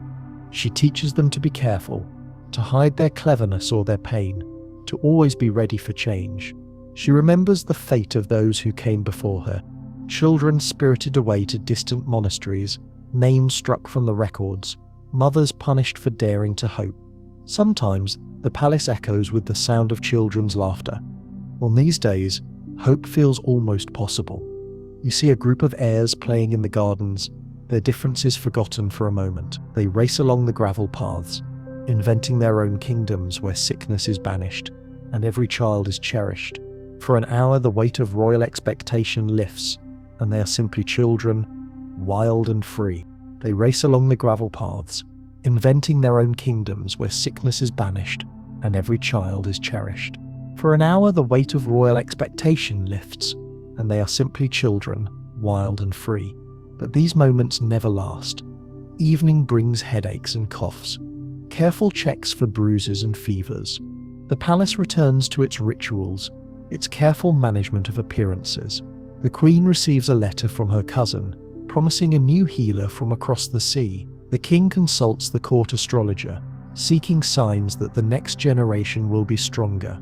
The concubine waits in her chamber, heart pounding every time her child sneezes or sighs in their sleep. Even the servants feel the strain. The nursemaids become experts in managing both symptoms and expectations. They learn how to reassure the queen without lying outright, how to distract the king with tales of progress, how to keep the concubine's fears from spilling into open panic. The cooks adjust their recipes for delicate stomachs. The tailors sew extra padding into doublets to hide protruding bones. Everyone does their part to keep the palace running, but beneath the surface, the sense of doom grows. The older children begin to understand the dangers that lurk in their blood. They hear the stories: the cousin who bled too much after a fall, the uncle who never learned to read, the sister who never woke from a fever. They realize that their futures are not just uncertain, but threatened by choices made long before they were born. Some grow reckless, living each day as if it might be their last. Others become somber, obsessed with the idea of legacy, determined to fix what their parents could not. As another year passes, the cracks in the royal foundation become harder to ignore. Alliances once thought strong begin to unravel, rumors of scandal grow louder, and the hope that next time will be different starts to feel like a cruel joke. The queen and the concubine, once fierce rivals, now find themselves united by a shared sorrow, the fear that none of their children will live long enough to inherit the crown. On a cold winter night, you watch the heirs gathered around a fire, their faces illuminated by the flickering glow. They tell stories, some funny, some sad, all of them colored by the strange, heavy burden of their heritage. You see the youngest, barely old enough to speak, curl up in the concubine's lap, safe for now in her warmth. The queen sits nearby, her gaze softening as she listens. For a moment, all the palace's old divisions fade, and you see what might have been a family, whole and hopeful, unburdened by history. But the fire burns low and the spell is broken. The children are sent to bed, their nurses checking for fevered brows and weak pulses. The queen retreats to her chambers, the concubine whispers a prayer, and you, silent, invisible, bearing witness, are left with the knowledge that the future of the dynasty rests on a foundation that grows more fragile by the day. It is a lesson in hope and heartbreak, in the price of tradition and the cost of survival. The new generation stands at the edge of history, uncertain and afraid, but still alive. And as dawn creeps over the palace towers, you realize, sometimes, survival itself is a victory. The palace wakes before dawn to the rattle of cartwheels and the soft, anxious shuffling of servants. You sense a shift in the air. The hope that accompanied the birth of each new heir has curdled into a nervous vigilance, as if everyone is waiting for the next sign of disaster. In these gilded rooms, the children of both queen and concubine, the frail products of too much purity and too many whispered bargains, move like ghostly reminders of a dynasty forever on the brink. As you wander the halls, you begin to see the layers of desperate remedies the royal family has amassed over the years. There is not a corner of the palace that isn't touched by the hand of a doctor, a healer, or an alchemist, and each has his or her own theory for what ails the royal line. Start your morning in the Queen's private chamber. It's a place that smells of lavender and musty parchment, thick with the perfume of worry. The Queen sits by her window, reading a letter from a physician in a far-off city. Someone who promises a miraculous cure, if only the right roots, the right rituals, the right coin are sent. Her breakfast is a ritual itself. A spoonful of bitter syrup, a cup of thin broth, bread dipped in honeyed water, each bite supervised by a trusted maid. The king joins her, but their conversation is guarded. He too has his own remedies. Tonics prepared by the royal apothecary, tinctures smuggled in from distant lands, even the advice of astrologers who claim that moving a child's bed to a new wing might change the family's fortunes. They compare notes in hushed tones, trading tales of what has worked and what has failed. You sense their desperation, not just for a cure, but for hope itself. Elsewhere, the palace's official physician moves through the halls like a storm cloud, followed by a retinue of anxious nurses and apprentices. He carries ledgers filled with notations: who coughed last night, whose fever broke, which child ate more or less than usual. Every symptom is catalogued, every anomaly recorded. The physician's remedies are both ancient and experimental. Leeches, bleeding, exotic herbs, odd poultices. Sometimes they help. More often they do not, and always, when the doctor's footsteps fade, the servants gossip about the latest miracle cure, about which child is next to be confined to bed, about who might be sent away for a change of air that everyone knows is exile in disguise. The palace has become a laboratory of anxiety. On the grand staircase, you encounter a group of alchemists arguing in clipped Latin about the properties of mercury, gold, and antimony. A tincture of silver will draw out the poison in the blood, claims one. No, it is the root of the mandrake, insists another. One offers a talisman, a lump of amber said to ward off weakness, while a third swears by the healing power of snake oil, provided it is harvested by the light of a crescent moon. The queen is not the only one to turn to unconventional cures. The concubine, too, is relentless in her search for anything that will keep her children healthy. She prepares teas from wildflowers and barks, applies compresses of mint and chamomile, burns incense at her window and mutters prayers to saints both official and outlawed. Some nights, she sends her eldest daughter to the kitchens to beg for garlic and onions, rumoured to bring strength. Other times, she slips coins to the stable boys for a drop of horse's milk, believing it might help her youngest son walk without pain. Despite their best efforts, the palace's illnesses persist. You see it in the children's faces, pale and drawn, their eyes circled with blue, their limbs thin and delicate as porcelain. At lessons, a tutor must repeat the simplest arithmetic, patient as a saint, as a prince struggles to focus. In the nursery, a princess falls asleep mid-story, her breathing shallow and uneven. When the sun sets, a nurse checks for fevers with the back of her hand, moving from bed to bed like a ghost. Some children are sent to the countryside. For the good air, you follow one carriage as it rattles out of the palace gates before dawn.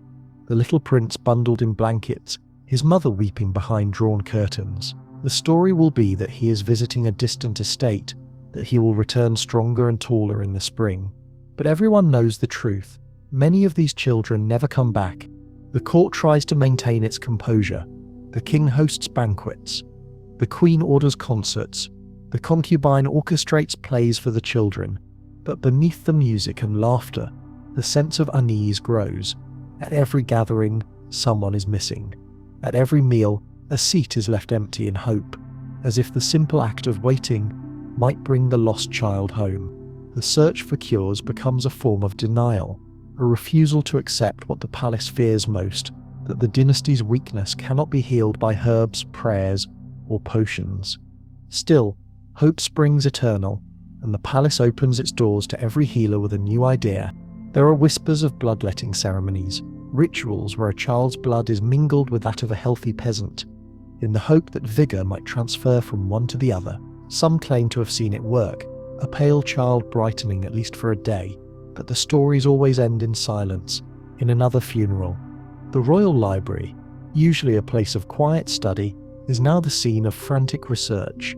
Shelves overflow with treatises on humours, on ancient remedies, on the breeding of horses and dogs.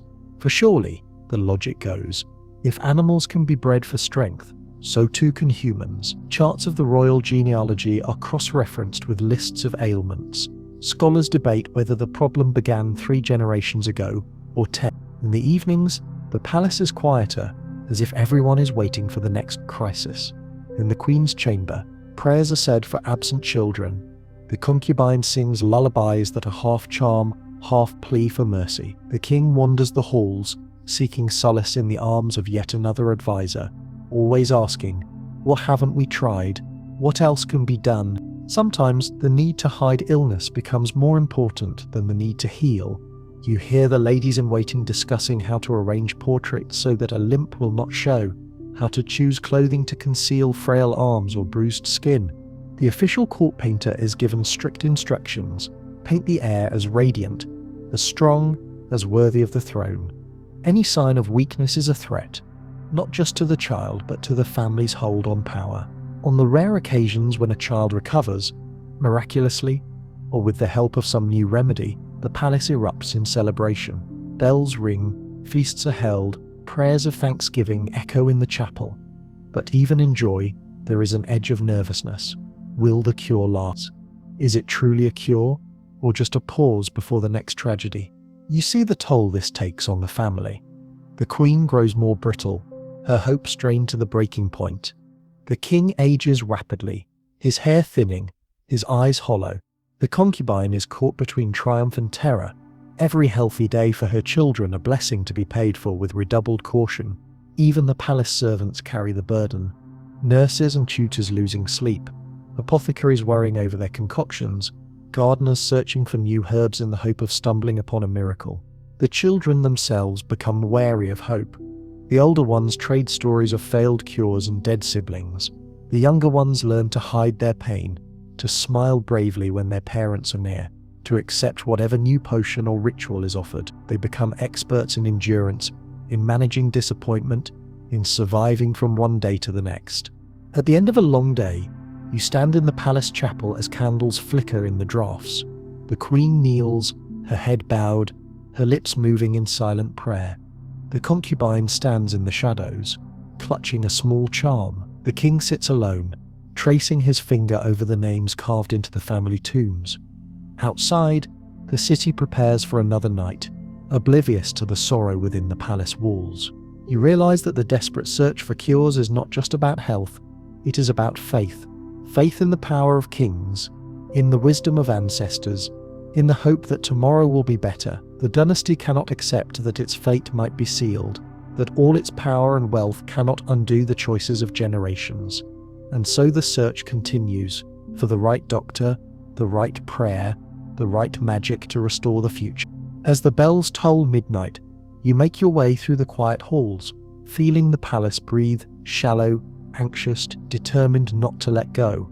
And you wonder, is it courage or denial that keeps these halls alive? Perhaps, in the end, it is both. You drift now into the palace's deepest shadows, those cold and silent corners where inconvenient children and unwelcome truths are quietly hidden away. The rituals of healing and hope are, by now, a well-worn mask, but behind that mask, the royal family wages another battle, a war of secrecy and survival, fought with banishments, disappearances, and the silent rewriting of family trees. In these quiet hours, the whispers are sharpest, and the cost of maintaining the royal line is measured not just in suffering, but in the loss of those who do not fit the story the crown must tell. It starts, as it always does, with a rumour, a sudden hush at a banquet, a nursemaid's absence, the sight of a carriage slipping through the gates at dawn. The palace has learned how to vanish a child, a subtle rearrangement of routines, a gentle but firm order to pack a trunk, a final night in a nursery suddenly grown colder. Sometimes it's a newborn who never appears in the court records. Other times it's a young prince who, after months of illness or strange behaviour, is quietly sent to a relative's estate for a change of air. The truth is rarely spoken, but everyone knows. The palace cannot afford weakness, nor can it bear to see its own reflection in the eyes of a child who cannot live up to the legend. You follow the path of one such child, a boy with pale eyes and trembling hands, beloved by his mother but a source of silent worry to all others. His father, the king, walks the corridors at night, stopping at the nursery door, unable to enter. The queen prays for her son, but she also knows the calculations being made on her behalf. If the boy's affliction becomes too obvious, if his fits become impossible to hide, the fate of the dynasty may demand a terrible sacrifice. The decision is made quietly. A doctor is called for a consultation, and a distant estate is chosen. The boy's mother is told he will be safer, happier, away from the scrutiny of court. She knows what this means, though she nods and tries to smile. On the morning of his departure, she tucks a locket into his hand and tells him to be brave. No one else comes to say goodbye. The carriage rolls out as the sun rises. In the city below, no one knows that a prince has vanished. In the palace, his absence is explained away. He is recovering, he is studying abroad, he is too sensitive for court life. After a few weeks, his name is spoken less and less. In official portraits, he is painted smaller, further from the centre, until at last he disappears altogether. The palace, of course, is filled with such stories. You find evidence of them everywhere. A locked trunk in the attic, filled with dresses that once belonged to a princess whose face was too plain, whose health too frail. A book in the library, its dedication scratched out, the author rumoured to be a royal bastard. You overhear the kitchen staff muttering about the black sheep sent away after an incident at last year's festival, a girl who danced too wildly, who laughed too loudly, who did not return in the spring. Sometimes, the disappearances are more sudden. There are stories of children who die after brief illnesses, their funerals quiet affairs held at dawn. The city is told that a great tragedy has struck, but only the palace knows the truth. The doctor may be dismissed, a nursemaid sent away with a heavy purse and a warning never to return. The queen weeps in private, the king drinks alone, and the court moves on, grateful that the weakness was not allowed to spread.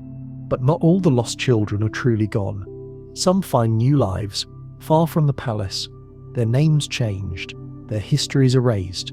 You imagine a young woman, once a princess, now living in a distant village, known only for her skill with herbs and her gentle touch with animals. Or a boy, once a prince, now a monk in a mountain abbey, his royal blood unknown even to himself. These ghosts of the palace carry their lineage in secret, the memory of gilded rooms and distant parents haunting their dreams. Others are less fortunate. The fate of bastard princes and illegitimate daughters is often harsher. If a concubine's child is deemed a threat or worse, an embarrassment, he may be forced into exile, his existence denied by all but the most loyal servant. Some are sent to serve in the armies, others to remote monasteries, still others to marriages far from the capital, where they will never trouble the succession again. There are darker rumours still of children who vanish in the night, whose fates are never spoken of. Some say they were spirited away by jealous rivals, others claim they were victims of accidents, or even of deliberate malice. The palace, for all its beauty, is a place of shadows, and not all who enter its embrace find their way back to the light. The court is expert at managing these stories. When a new child is born, the rumour network hums with speculation. Whose features does he have? Is he strong? Is she clever? If not, the explanations begin almost immediately. She's just shy, says the queen, when her daughter fails to speak at a banquet. He needs more time to grow, says the king, when his son's limp becomes too obvious to ignore. Every weakness has a justification, every absence a carefully crafted narrative. The court painter is skilled at erasing blemishes, at straightening spines with a brushstroke, but the truth cannot always be hidden. There are moments when the facade slips, when a child's illness becomes public, when a funeral must be held. In these moments, the royal family retreats into silence, and the court closes ranks. The official story is repeated, again and again, until even those who know better begin to believe it. The people outside the palace hear the stories too, though in different forms. In the market, a merchant's wife whispers that the young prince was cursed by a witch. In the tavern, a bard sings of a princess who vanished into the woods, never to return. These tales, embroidered over time, become part of the kingdom's folklore, a reminder that even the greatest families are not immune to loss. Sometimes the exiled children fight their way back into the story. A soldier returns from war bearing a scar and a secret. A young woman arrives at court, claiming to be the lost daughter of a dead king. These moments are fraught with danger, for every returned exile threatens the careful balance of the royal family. The court debates: should she be welcomed or silenced? Should his claim be acknowledged or denied? Every decision is a risk, every ghost a potential scandal. You notice that, as the years pass, the practice of exile and erasure becomes almost routine. The royal family has learned to survive by pruning its own branches, by sacrificing the weak for the sake of the strong. But the cost is high. The queen's eyes grow colder, her laughter rarer. The king withdraws, his heart hardened by too many farewells. The concubine lives in constant fear that her children will be next. Yet, for all the pain, there is a strange comfort in these rituals. The royal family knows that it can survive almost anything, so long as the line continues, so long as the world believes in the myth of their perfection. The lost children become shadows, their stories fading into the palace's stone. But you, who have seen the truth, will not forget. As the night deepens, you wander through the silent halls, past locked doors and shuttered windows. You think of the children who have vanished, of the mothers who mourn in secret, of the palace that survives by turning its back on its own. You realize that, in this place, exile and erasure are acts of love as much as of cruelty, a desperate attempt to protect what little hope remains. And as dawn approaches, you understand every royal line is haunted by the ghosts it tries to forget. Some walk in daylight, their names sung by poets and priests. Others move in silence, remembered only by those who love them most.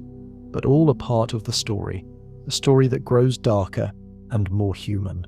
With every lost child, the palace stands on the edge of a precipice, and everyone inside can feel it. You can sense it in the way servants pause outside closed doors, in the constant flutter of secret letters between court factions, in the sudden silences that follow any mention of succession. The sickness of the royal line is no longer just a private worry, hidden behind nursery curtains and the trembling hands of doctors. It is a looming crisis, public and undeniable. In these anxious halls, marriages are no longer celebrations. They are desperate last gambles, wild attempts to salvage a dynasty before it collapses for good. You are there as the first of these unions is arranged, the urgency plain in every whispered conversation. The council meets at dawn, the king's face drawn and pale, the queen's eyes red-rimmed with sleeplessness. The solution, everyone agrees, is obvious but terrifying. The royal family must look beyond its ancient enemies, beyond its careful charting of noble blood, and seek marriages with those who were once considered strangers or even threats. There is no time for the long, careful courtships of old. Suitors are summoned from distant lands, brought in under cover of night, their health, wit and fertility scrutinized more closely than their noble ancestry. Some are princes from remote kingdoms, whose own family trees are less tangled and whose faces blessedly show no sign of the inherited illnesses that plague this palace. Others are wealthy merchants' children, gifted with strong limbs and clever minds, but carrying the stigma of new blood. A few are even distant royal cousins once considered too remote, too obscure, too ordinary. You watch as the palace prepares for the first of these new unions. The air is thick with both excitement and dread. The queen inspects every detail, the guest list, the food, the colour of the bride's dress. She cannot afford a misstep. The concubine, sensing an opportunity, counsels her own children on how to win allies among the newcomers, how to befriend a foreign prince or princess who might become a crucial link in a new line. The old guard grumbles. The council's most traditional members fear the consequences of diluting royal blood, whispering about lost purity and the ghosts of forebears who would never have allowed such unions. They meet in quiet corners, plotting to sabotage the matches or at least ensure that any child born of them will be kept far from the direct line of succession. The king, caught between pride and necessity, tries to reassure everyone, but his words are thin, his confidence shaken. They meet in quiet corners, plotting to sabotage the matches, or at least ensure that any child born of them will be kept far from the direct line of succession. The king, caught between pride and necessity, tries to reassure everyone, but his words are thin, his confidence shaken. On the day of the wedding, the palace is transformed, banners hang from the towers, and the city outside is invited to feast and dance. But beneath the surface, the mood is tense. The queen stands beside her daughter, the chosen bride, a girl more fragile than anyone will admit. The groom, a robust young man from a distant northern land, bows deeply, his eyes searching hers for warmth. The ceremony is beautiful, but the guests watch with clinical attention. Will the union take? Will it save the family? Or is it just another in a long line of doomed experiments? The newlyweds are paraded through the gardens, offered gifts, blessed by priests and physicians alike. That night, you hear the council debating what will happen if the bride does not conceive quickly, or if the children show the same troubling signs. "We have staked everything on this," one mutters. "If it fails, we may as well invite the wolves in." It is not just the future of a family at stake, but the very stability of the realm. Other marriages follow. The king's nephew is wed to the daughter of a wealthy merchant, an unheard of match, but one justified by the merchant's family's legendary health and vigor. A princess is sent to a rival court, her dowry increased by desperate hope that an alliance might yield children strong enough to survive. The concubine's own son, handsome and healthy, becomes the focus of frantic matchmaking among lower nobles eager to link their blood with his rumored vitality. With every wedding, the web of alliances grows more tangled. New faces appear in the palace, guests with unfamiliar accents, advisors with strange remedies, healers carrying vials of foreign oils and talismans. Old customs are quietly abandoned, replaced by practical necessity. The queen herself starts wearing a charm said to protect against inherited illness, a gift from her new daughter-in-law's homeland. The kitchens prepare dishes no one here has tasted before, each one tested for poison, and more quietly, for any trace of restorative magic. Still, the old suspicions die hard. Some children born of these new unions are healthy, their rosy cheeks and sturdy limbs celebrated with a joy that borders on relief. The court is quick to proclaim the miracle of new blood, and for a season, hope returns to the palace. But not every marriage brings salvation. A princess's child is born with a heart defect, the joy of her union dissolving into the old familiar grief. Another infant succumbs to fever, and the old guard whispers that such tragedies are the price of abandoning tradition. The court is quick to proclaim the miracle of new blood, and for a season hope returns to the palace. But not every marriage brings salvation. A princess's child is born with a heart defect, the joy of her union dissolving into the old familiar grief. Another infant succumbs to fever, and the old guard whispers that such tragedies are the price of abandoning tradition. The concubine's rooms are a crossroads for gossip. She learns which foreign healer truly helps, and which is all show. Who among the new wives is clever enough to survive, which marriages are loveless bargains, and which might impossibly turn to real affection. She sends gifts to those she wishes to win, offers quiet counsel to those who seem lost.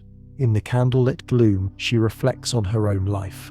Chosen for beauty, valued for her ability to bear strong children, yet never permitted to truly belong. Now, as the palace turns outward in its search for survival, she feels both hope and a strange sorrow for what is passing. You see the toll this desperation takes. The palace's sense of certainty is gone. Every new wedding is a gamble, every birth a referendum on the wisdom of these frantic unions. The children, too, sense the stake. Those who are healthy become the darlings of the court, paraded before visitors and lavished with praise. Those who show even a hint of weakness are watched closely, rumors starting almost before the doctor's report is written. The queen, once so sure of her place, is now beset by doubts. She wonders if her lineage, so carefully guarded, has become a curse. She envies the concubine's calm, her ability to adapt, her resilience in the face of disappointment. At night, the queen prays not just for her own children, but for all the children born into this anxious, divided family. For some, these new unions offer a genuine chance at happiness. You witness one young couple, an awkward princess and a foreign prince, grow close over the shared experience of being outsiders. They walk in the gardens together, exchange secret letters, find solace in each other's company. Their laughter, rare and tentative at first, becomes a balm for the palace, a reminder that life can be more than strategy and fear. When their first child is born healthy, the celebration feels real. They walk in the gardens together, exchange secret letters, find solace in each other's company. Their laughter, rare and tentative at first, becomes a balm for the palace, a reminder that life can be more than strategy and fear. When their first child is born healthy, the celebration feels real. But for every such story, there are others marked by heartbreak and failure. Some marriages are miserable from the start, forced alliances between strangers who never learn to trust or love each other. The queen's nephew, married off in haste, grows bitter and sullen. His wife, homesick and ignored, withdraws into herself. Their children are healthy enough, but the household is cold, haunted by the knowledge that love was never part of the bargain. Through it all, the palace's fortunes hang in the balance. The old alliances are gone, replaced by a patchwork of new loyalties and resentments. The council struggles to maintain control, fearing that any sign of instability will invite foreign intervention or open revolt. The king and queen grow older, their legacy more uncertain with every passing year. The concubine remains a quiet center in the storm. She sees more clearly than most that survival depends on change. She counsels her children to befriend the newcomers, to learn their languages, to adapt to new customs. She knows that the old world is gone, and that the only hope for the royal line is to embrace what comes next. As you watch the palace at dusk, its towers glowing in the last light, you realize how much has changed and how much is still at risk. The dynasty's fate now depends on marriages of desperation, on the willingness to risk everything for a chance at a future. For some, it will mean heartbreak. For others, a new beginning. But for all, it is the only path left. The night falls, and the palace is quiet once more. The torches burn low. Somewhere a new bride weeps softly in her bedchamber. Elsewhere a child laughs in the arms of a nurse. The future, uncertain and fragile, waits to be written. Night has settled over the palace, but tonight the darkness does not bring its usual hush. Instead, there is an anxious pulse running through the halls, a tension so palpable that you feel it even in the marrow of the stone. With each new marriage, each desperate union meant to save the line, the court grows more divided and more fearful. The balance of power teeters, and you know, as everyone here knows, that only a few disasters separate this dynasty from complete collapse. This is the hour of reckoning, collapse and succession crises. It begins, as it always does, with a death. You're not present for the moment itself, but you sense its aftershock as the news spreads. The queen's eldest son, her pride, her hope, her sacrifice, falls ill with a fever that does not break. The doctors are called, the priests arrive with their relics.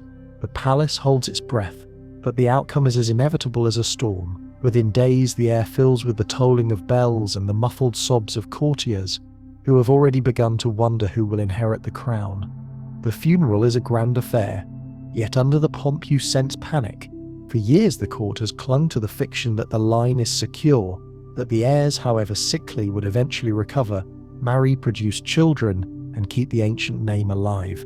Now, with the heir gone and the younger princes and princesses either too frail or too young, the future is suddenly wide open, frighteningly so.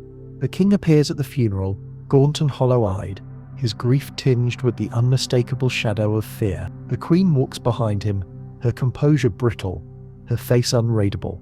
At first, the court tries to maintain a semblance of order. The council meets daily, discussing every possibility. The next in line is a young prince, only 10 years old and, to the horror of many, already showing signs of the family's illnesses. The next after him is the son of the concubine, a boy healthy, clever, and beloved by much of the palace, but whose legitimacy is constantly under attack from the traditionalists. Suddenly, the long-simmering rivalry between queen and concubine flares into the open. Their children are no longer just playmates or rivals in the nursery. They are now symbols of competing visions for the future. In the council chambers, debates grow heated. Should the throne pass to the sickly but legitimate heir, knowing he may not survive even to adulthood, or should it go to the vigorous son of the concubine, risking scandal and possible rebellion among the nobles who see such a move as an unforgivable break with tradition? The queen clings fiercely to her surviving children, marshalling every ounce of influence and calling in every old favour to defend their claims. The concubine, for her part, works the shadows, rallying those courtiers who have grown weary of endless funerals and weak heirs, whispering that the kingdom needs strength more than it needs protocol. In the kitchens and corridors you hear rumours of secret meetings, alliances being forged in the dead of night, plots both subtle and dangerous. The uncertainty is contagious. The royal guards are doubled. The city, sensing that something is wrong, grows restless. The merchants whisper about tax increases, the priests offer prayers for stability, and in the taverns, every drunk with a grievance becomes a self-declared expert on who should be king. Foreign ambassadors watch with sharp interest, ready to send word back to their own courts that the old dynasty may soon be ripe for toppling. Inside the palace, the atmosphere is poisonous. The king, torn between duty and fear, hesitates. One day he declares his support for his young, sickly son. The next he is seen in the gardens with the concubine's healthy child, letting the court speculate. The council is paralysed, unable to decide whether to push for tradition or for the promise of survival. The queen and concubine, once bound by the silent terms of their rivalry, are now separated by a chasm filled with mutual suspicion and quiet, burning rage. One night, you witness a confrontation that feels like the axis upon which the kingdom will turn. The queen, proud and desperate, corners the king in his study. She pleads for their son, insists on his right to the crown, demands that the old laws be upheld. The king is weary, his patience worn thin by years of tragedy, and his words come out hard and cold. What good is a crown if there is no one left to wear it? Afterward, the queen retires to her chambers, her tears hidden from the court. The concubine, hearing of the argument, acts swiftly, summoning her most trusted allies, laying the groundwork for a push that could see her son on the throne. Every member of the court is forced to choose a side, and even the servants feel the tension in the air. As the days pass, the crisis deepens. News arrives that the young prince, the sickly heir, has taken a turn for the worse. Doctors, summoned at all hours, bring ever more bizarre remedies, but to no avail. Soon the prince is confined to his bed, and the king's mood grows darker. Factions form in the council, some calling for a regency to be established until the boy recovers, others openly pushing for the concubine's son to be named heir. The palace is filled with spies. Every word is weighed, every glance passed for hidden meaning. Amid this turmoil, other old wounds reopen. Exiled princes and long-lost daughters sense opportunity. Letters arrive from distant lands, claiming that a true heir is alive and ready to return. Pretenders, some genuine, some impostors, gather supporters among the disaffected. The threat of civil war, once unthinkable, now seems frighteningly real. And always, at the centre, are the royal children, the living symbols of a line in crisis. The queen's remaining son is kept hidden away, his every movement guarded, his health watched by a small army of nurses. The concubine's boy is put through endless tests. Can he ride? Can he read? Can he charm the court and the council alike? His every success is celebrated in some circles and resented in others. The palace rituals become hollow. The grand banquets are tense. The laughter brittle. The king and queen, once the symbols of unity and tradition, now seem more like adversaries, each defending their vision of the future. The concubine, once invisible, now moves with open purpose through the halls. Every step she takes is watched. Every smile, every word, every glance is a signal. Outside, the city waits. The people are anxious. They remember the years of famine and plague, the long winters when the palace's troubles spilled into the streets. They want stability, peace, and a ruler who can promise them a future. But for the first time in generations, no one knows who that ruler will be. The succession crisis reaches its peak on a rainy evening, the sky boiling with thunder. The council meets in emergency session, debating late into the night. The Queen's faction pleads for time. Surely the young prince will recover. The concubine's allies argue that the kingdom cannot wait. Finally, the king is called upon to make a choice. You are present as the king, weighed down by grief and exhaustion, stands before the council. His decision will shape the fate of the realm. He looks at the queen, then at the concubine. For a moment there is silence, so deep and tense that you imagine the whole world is holding its breath. What happens next is not recorded in the official histories. The king's words are quiet, almost inaudible, but their effect is immediate. A new heir is named, not without controversy, not without heartbreak, but with the grim certainty that something must change. The palace holds its breath as the news spreads.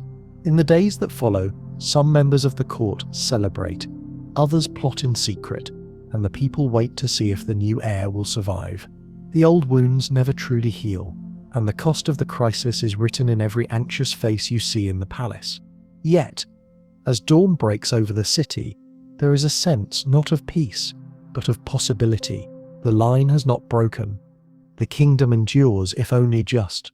The ghosts of the past linger, but the future, however uncertain, is once again open. You leave the palace for the moment, the sound of thunder still echoing in your ears. The dynasty has survived its greatest test yet, but you know that the scars of this crisis will never truly fade. Morning seeps into the palace, with pale, uncertain light. The rain has stopped, but puddles linger on the flagstones outside, catching bits of broken sky. Inside, the air is heavy, thick with exhaustion, but also with that strange emptiness that follows a storm. The great succession crisis is past. An heir has been named, a future declared. Yet, everywhere you look, you see the aftermath. Broken crowns, haunted faces, and the slow, painful reckoning with what has been lost. The first sign of change is silence. After weeks of frantic whispers, arguments, and secret alliances, the palace falls eerily quiet. You notice that people walk the halls with care, as if afraid their footsteps might trigger another disaster. The queen, once regal and unyielding, has become a shadow. She spends long hours alone, sometimes in the chapel, sometimes in the gardens, her eyes distant and unfocused, her attendants, uncertain how to comfort her, hover nearby, offering gentle words and silent company. You see the king too, altered. The crisis has aged him. His hair is greyer, his shoulders more stooped, his laughter now a rare and brittle thing. The weight of his decision, choosing between tradition and survival, between two sons who each carried the hopes and wounds of a dynasty, has left him smaller somehow, shrunken inside his ornate robes. He sits in the council chamber, staring at the tapestries of past kings, his mind wandering to the days when his own father seemed invincible. The new heir, thrust into the center of a fractured world, moves cautiously. If he is the concubine's son, he knows his legitimacy is still doubted by many, that every success will be scrutinized and every stumble magnified. If he is the last of the queen's fragile line, he is cocooned by protectors, hidden from the world in hopes that he will last long enough to marry, to produce a child, to keep the line unbroken for one more generation. Either way, the palace's rituals go on, but they feel hollow, like a play performed for an audience that has already left. The scars of the crisis are everywhere. In the empty nurseries where laughter once echoed, you find broken toys, a single forgotten shoe, the faint scent of lavender and talc. The tutors' rooms are filled with books left unfinished, lessons abandoned in the rush of events. The chapel candles burn lower, their flames wavering as if uncertain whether to keep going. Servants who once gossiped freely now speak in whispers, glancing over their shoulders. Even the dogs in the courtyards move more slowly, as if the grief of the palace has seeped into their bones. You wander the gardens, once a place of pride and celebration, now overgrown and quiet. The roses have bloomed and faded without anyone noticing.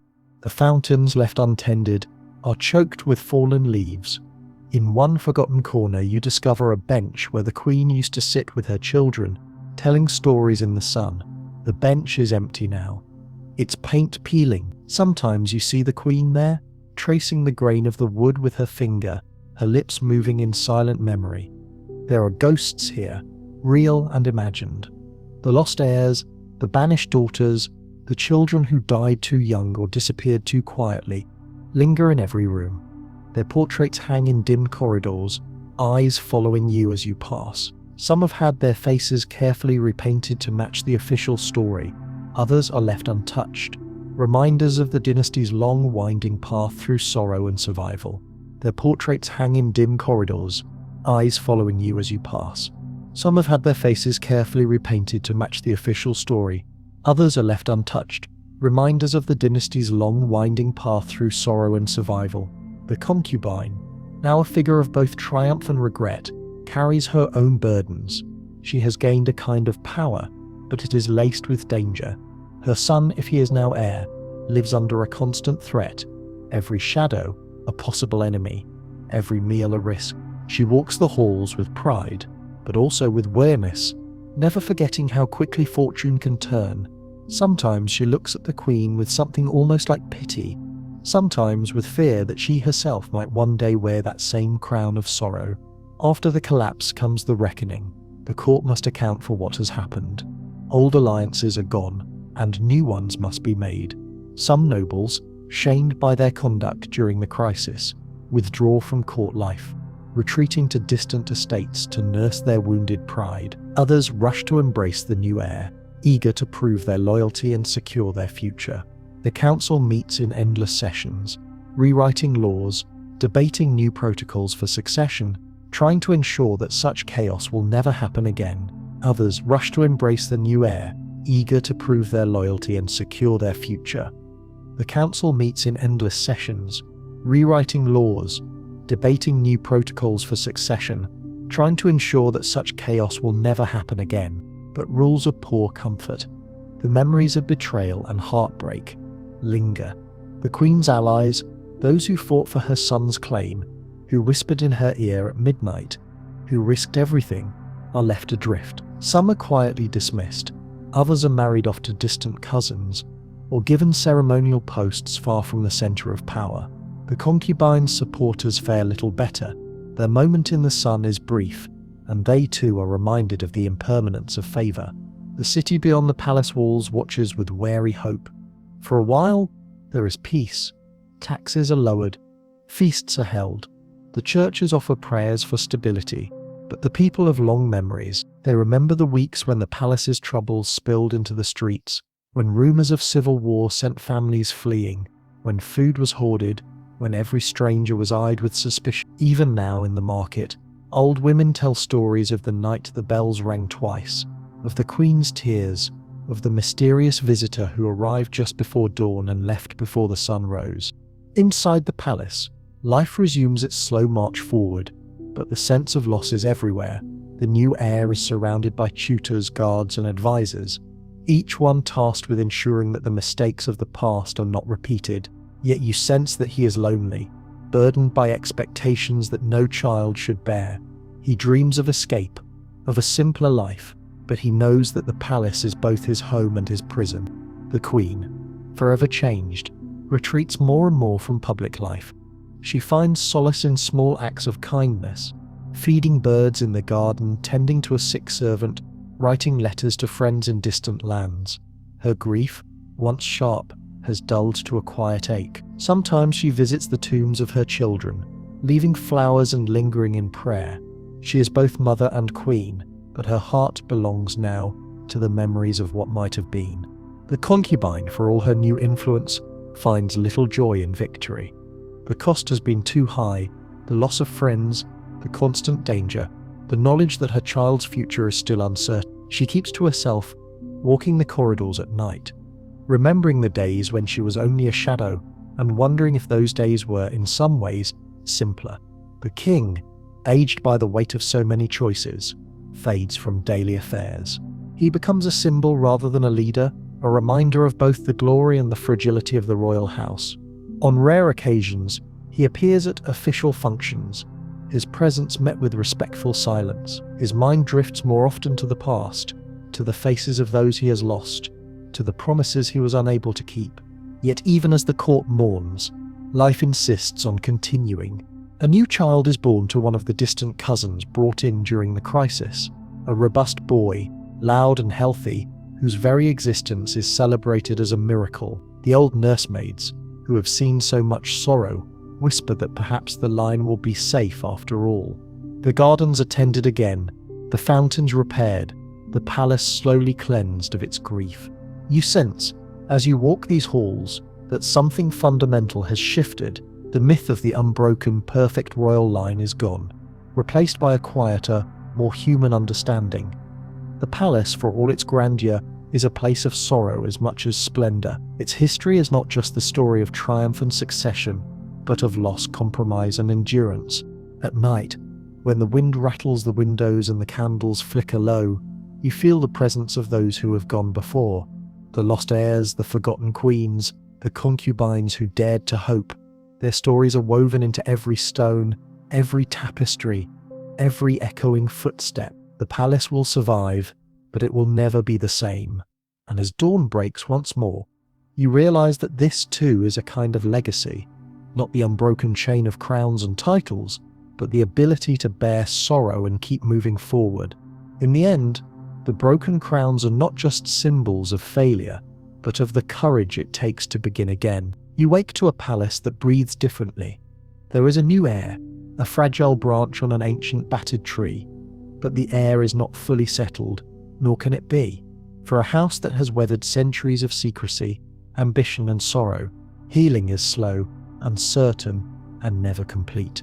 In these liminal days, you become attuned to the subtle, quiet work of rebuilding, not the bold proclamations of victory, but the day-by-day mending of trust, custom, and hope among those who remain. This is the age of adaptation, and it will decide whether the royal line is truly saved or simply changed. You notice the difference first in the daily rituals. The council still meets in the same long chamber, but its tone is more cautious, less dogmatic.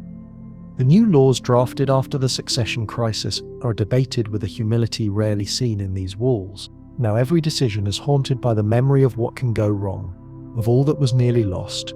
The courtiers who once dismissed rumors of illness or intrigue as mere gossip now listen more carefully to the servants and tutors, aware that truth often comes dressed in whispers. The new heir's education becomes a matter of collective obsession. Every lesson is doubled, every tutor carefully chosen, not just for lineage and learning, but for kindness and discretion. You see the new protocols, a physician at every meal, bodyguards whose presence is gentle but constant, a governess who keeps careful diaries of coughs, scrapes, moods, and friendships. The heir's play is planned to avoid danger. His friendships are monitored for signs of jealousy or secret alliances. Even his laughter, when it comes, is greeted with a quiet sigh of relief.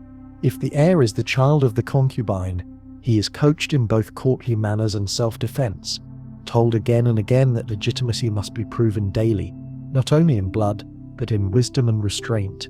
If he is the last of the queen's line, his every move is watched for frailty, for any hint that the old illnesses might return. In both cases, you sense the weight of expectation pressing down on shoulders far too young to bear it. The queen, older and chastened, becomes something of a legend in her own time. She is seen less often in the halls, but when she appears, her presence is commanding. Her sorrow has refined her authority. Her silence carries the force of law. In private, she devotes herself to the welfare of all the palace children, regardless of their parentage. She visits the nursery often, telling stories that teach caution and compassion, hoping to instill in this new generation a gentler kind of strength. The concubine, now powerful but wary, steps carefully through this new landscape. She knows that her child's rise is both triumph and target, and she works to unite rather than divide. She brokers peace between rival factions, counsels humility and patience, and when needed, reminds the ambitious of all the graves that recent storms have filled. Her wisdom is sought in ways it never was before, especially by mothers who hope their own children might find a safe path through the maze of court life. Adaptation reaches every corner of the palace. The kitchens now serve meals designed by physicians, blending foreign ingredients brought by new in-laws with traditional recipes. No more food fads promising miracles, but a pragmatic focus on health and variety. The gardens are cultivated not just for beauty but for medicinal herbs, overseen by a committee of apothecaries and old nursemaids who have seen too many fevers pass through the nursery. Even the festivals are gentler, less about spectacle and more about community, as if the entire palace has learned the value of kindness over grandeur. The council too changes. A few old hardliners are quietly retired, their posts filled by younger, more open-minded advisors, many of them the sons and daughters of those brought in during the desperate marriages of crisis. For the first time in memory, the court tolerates dissent, admitting mistakes and sharing responsibility for the future. Debates are no longer performances for royal favour but real conversations, driven by a common desire to avoid old mistakes. The law is rewritten to allow for more flexibility in succession, for the formal recognition of children born outside strict legitimacy, and for the possibility unthinkable only years before of women inheriting the throne in times of need. There is, inevitably, resistance. Some nobles, stubbornly loyal to the old ways, view every innovation with suspicion. They grumble in the corridors, warning that the line is broken or that tradition is all that stands between us and chaos. Their objections are noted, respected, and sometimes outvoted. When truly threatened, they retreat to their estates, muttering about the glory of the past. But even they cannot ignore the evidence. The new ways are working, at least for now. The palace is calmer, the children healthier, the people outside its walls less anxious. For the palace servants, life is better, less frantic, less secretive. Nursemaids are trusted with their honest opinions, not just their loyalty. Gardeners and cooks, once blamed for every illness, are now thanked for their work in keeping the household strong. Footmen and ladies in waiting, so often the first to see a crisis coming, find that their warnings are heeded. The sense of mutual reliance grows, and the boundaries between high and low blur just a little. The people of the city, too, sense the change. The royal family, once remote and mysterious, becomes more visible. The heir is sometimes seen walking in the gardens with his mother, waving to children outside the gates, even visiting the market on rare occasions. News from the palace is less alarming. The city's markets bustle, festivals resume, and families who once feared the next civil war begin to hope for a stable future. Some even say the new king, whenever he ascends, might truly be the people's ruler. The city's markets bustle, festivals resume, and families who once feared the next civil war begin to hope for a stable future. Some even say the new king, whenever he ascends, might truly be the people's ruler. The new generation of palace children, those born in the shadow of crisis, some of mixed blood, some of distant cousinage, grow up side by side. Their friendships are not always easy, but they are honest. They tease each other about old superstitions. Don't drink from the Queen's cup, or you'll start talking in your sleep. Invent new games, share secrets, and occasionally quarrel, as all children do. The old divisions fade, replaced by a kind of camaraderie forged in the crucible of loss and recovery. Yet for all the hope, there is never certainty. The heir still falls ill on rainy days. Old wounds reopen in unexpected ways. A political scandal, a false rumor, a sudden loss, the memories of exile, of vanished siblings, of parents weeping behind closed doors, do not disappear. Some nights the palace feels haunted by what might have been. The candles burn low, and the wind rattles the glass with a sound like distant voices, reminding everyone that peace is always provisional. It is the women of the palace, the queen, the concubine, the nursemaids, even the older princesses, who do the most to hold the fragile peace together. They meet in the garden after vespers, sharing news, advice, sometimes even laughter. They care for the younger children, counsel the confused, and when the old fears flare up, remind each other of how far they have come. If survival has a heart in this palace, it is here, in these quiet daily acts of courage and care. The king, fading into legend before his time, watches from the sidelines.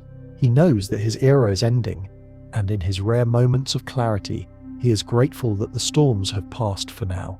He places his hope in the next generation, in the adaptability that now defines the royal line. He is mourned before he is gone, and when he finally leaves this world, peacefully, surrounded by those who have forgiven him his failures, the palace does not erupt in crisis. Instead, the heir is crowned in a ceremony marked more by solemn gratitude than by celebration.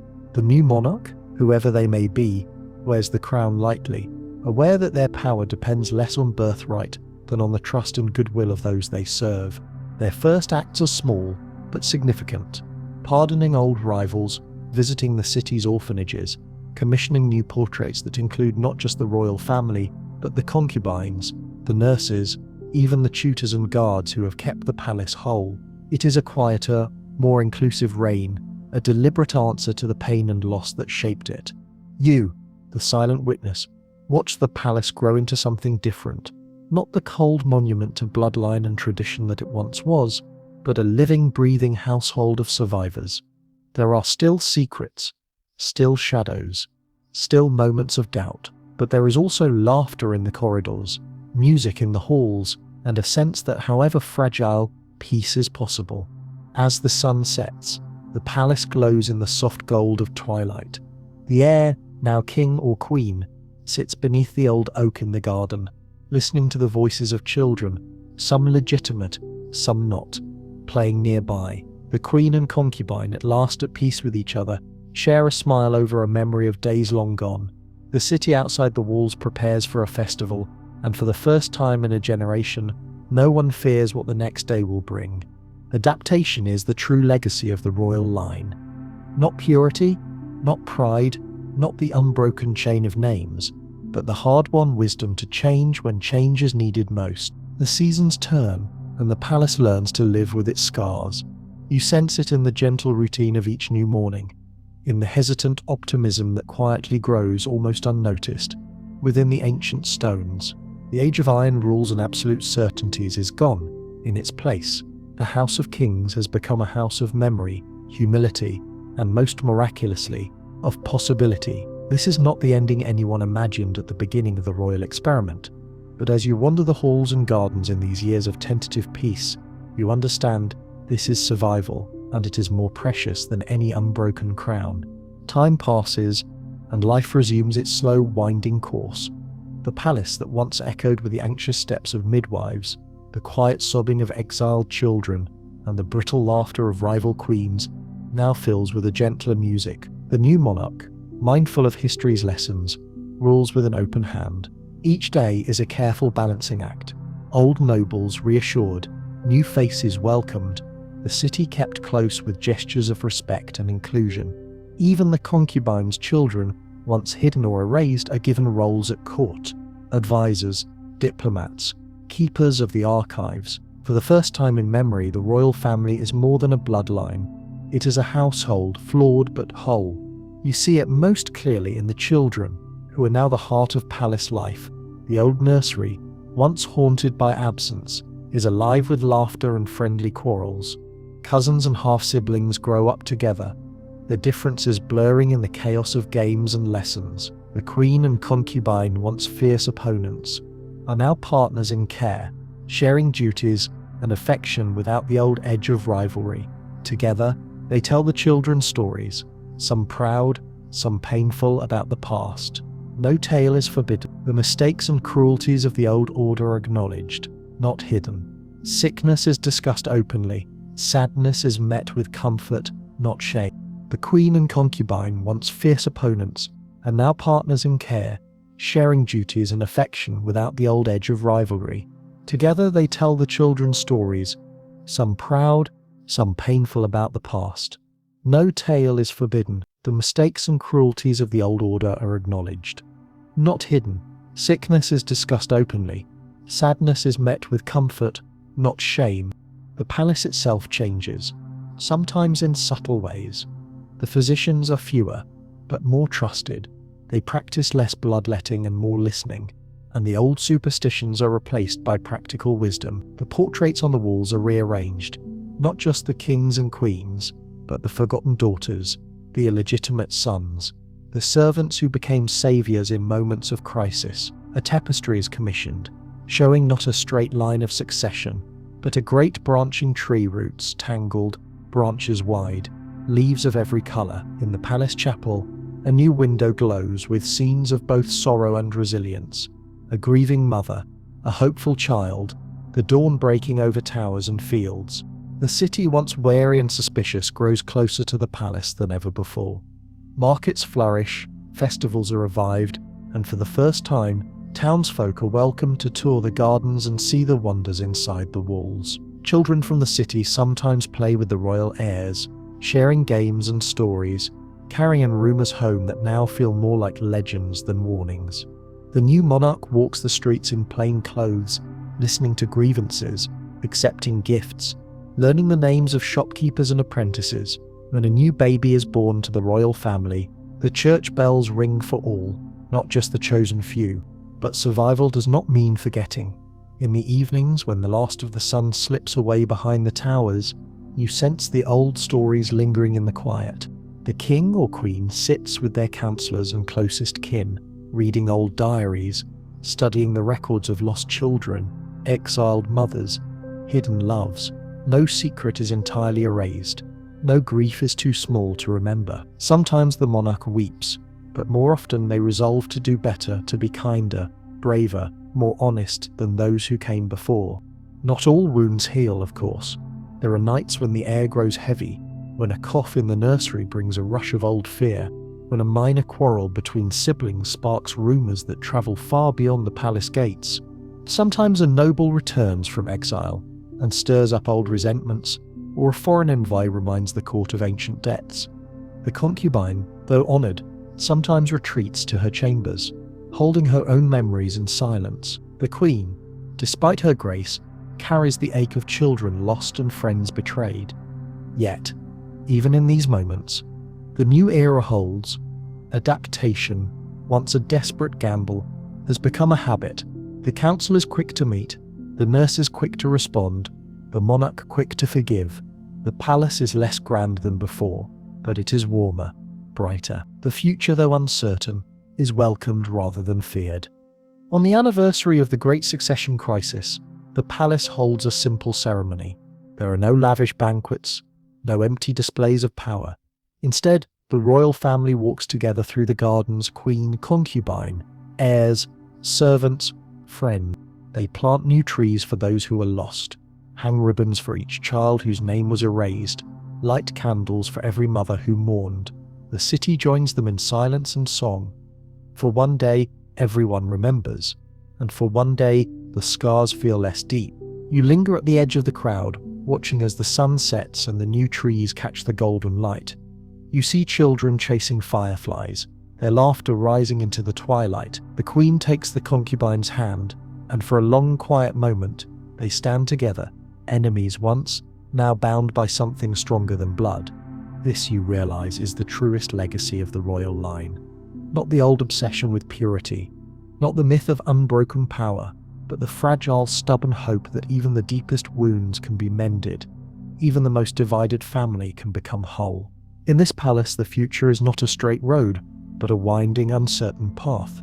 A path lit by the memories of what has been lost, and by the courage to keep going anyway. As you prepare to leave, you look back one last time. The palace is aglow with lamplight, and somewhere, a lullaby drifts through the windows, a song not of conquest or pride, but of belonging.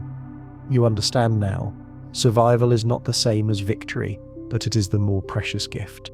Let the old world keep its legends of perfect kings and spotless queens. Let them believe that power alone can protect a family from the wounds of its own making. Here, where concubines and queens, lost children and new heirs walk side by side, you have seen something better. The quiet, enduring miracle of a house that learns to live with itself. And with that, your long walk through palace shadows comes to its end. The bells toll softly, the lights grow dim, and the world outside grows quiet. You close your eyes and listen to the heartbeat of a dynasty that has finally learned the value of mercy. All things pass, but some things, love, memory, and the courage to change, endure. Now, as we drift from the final echoes of these storied halls, let your mind soften and slow.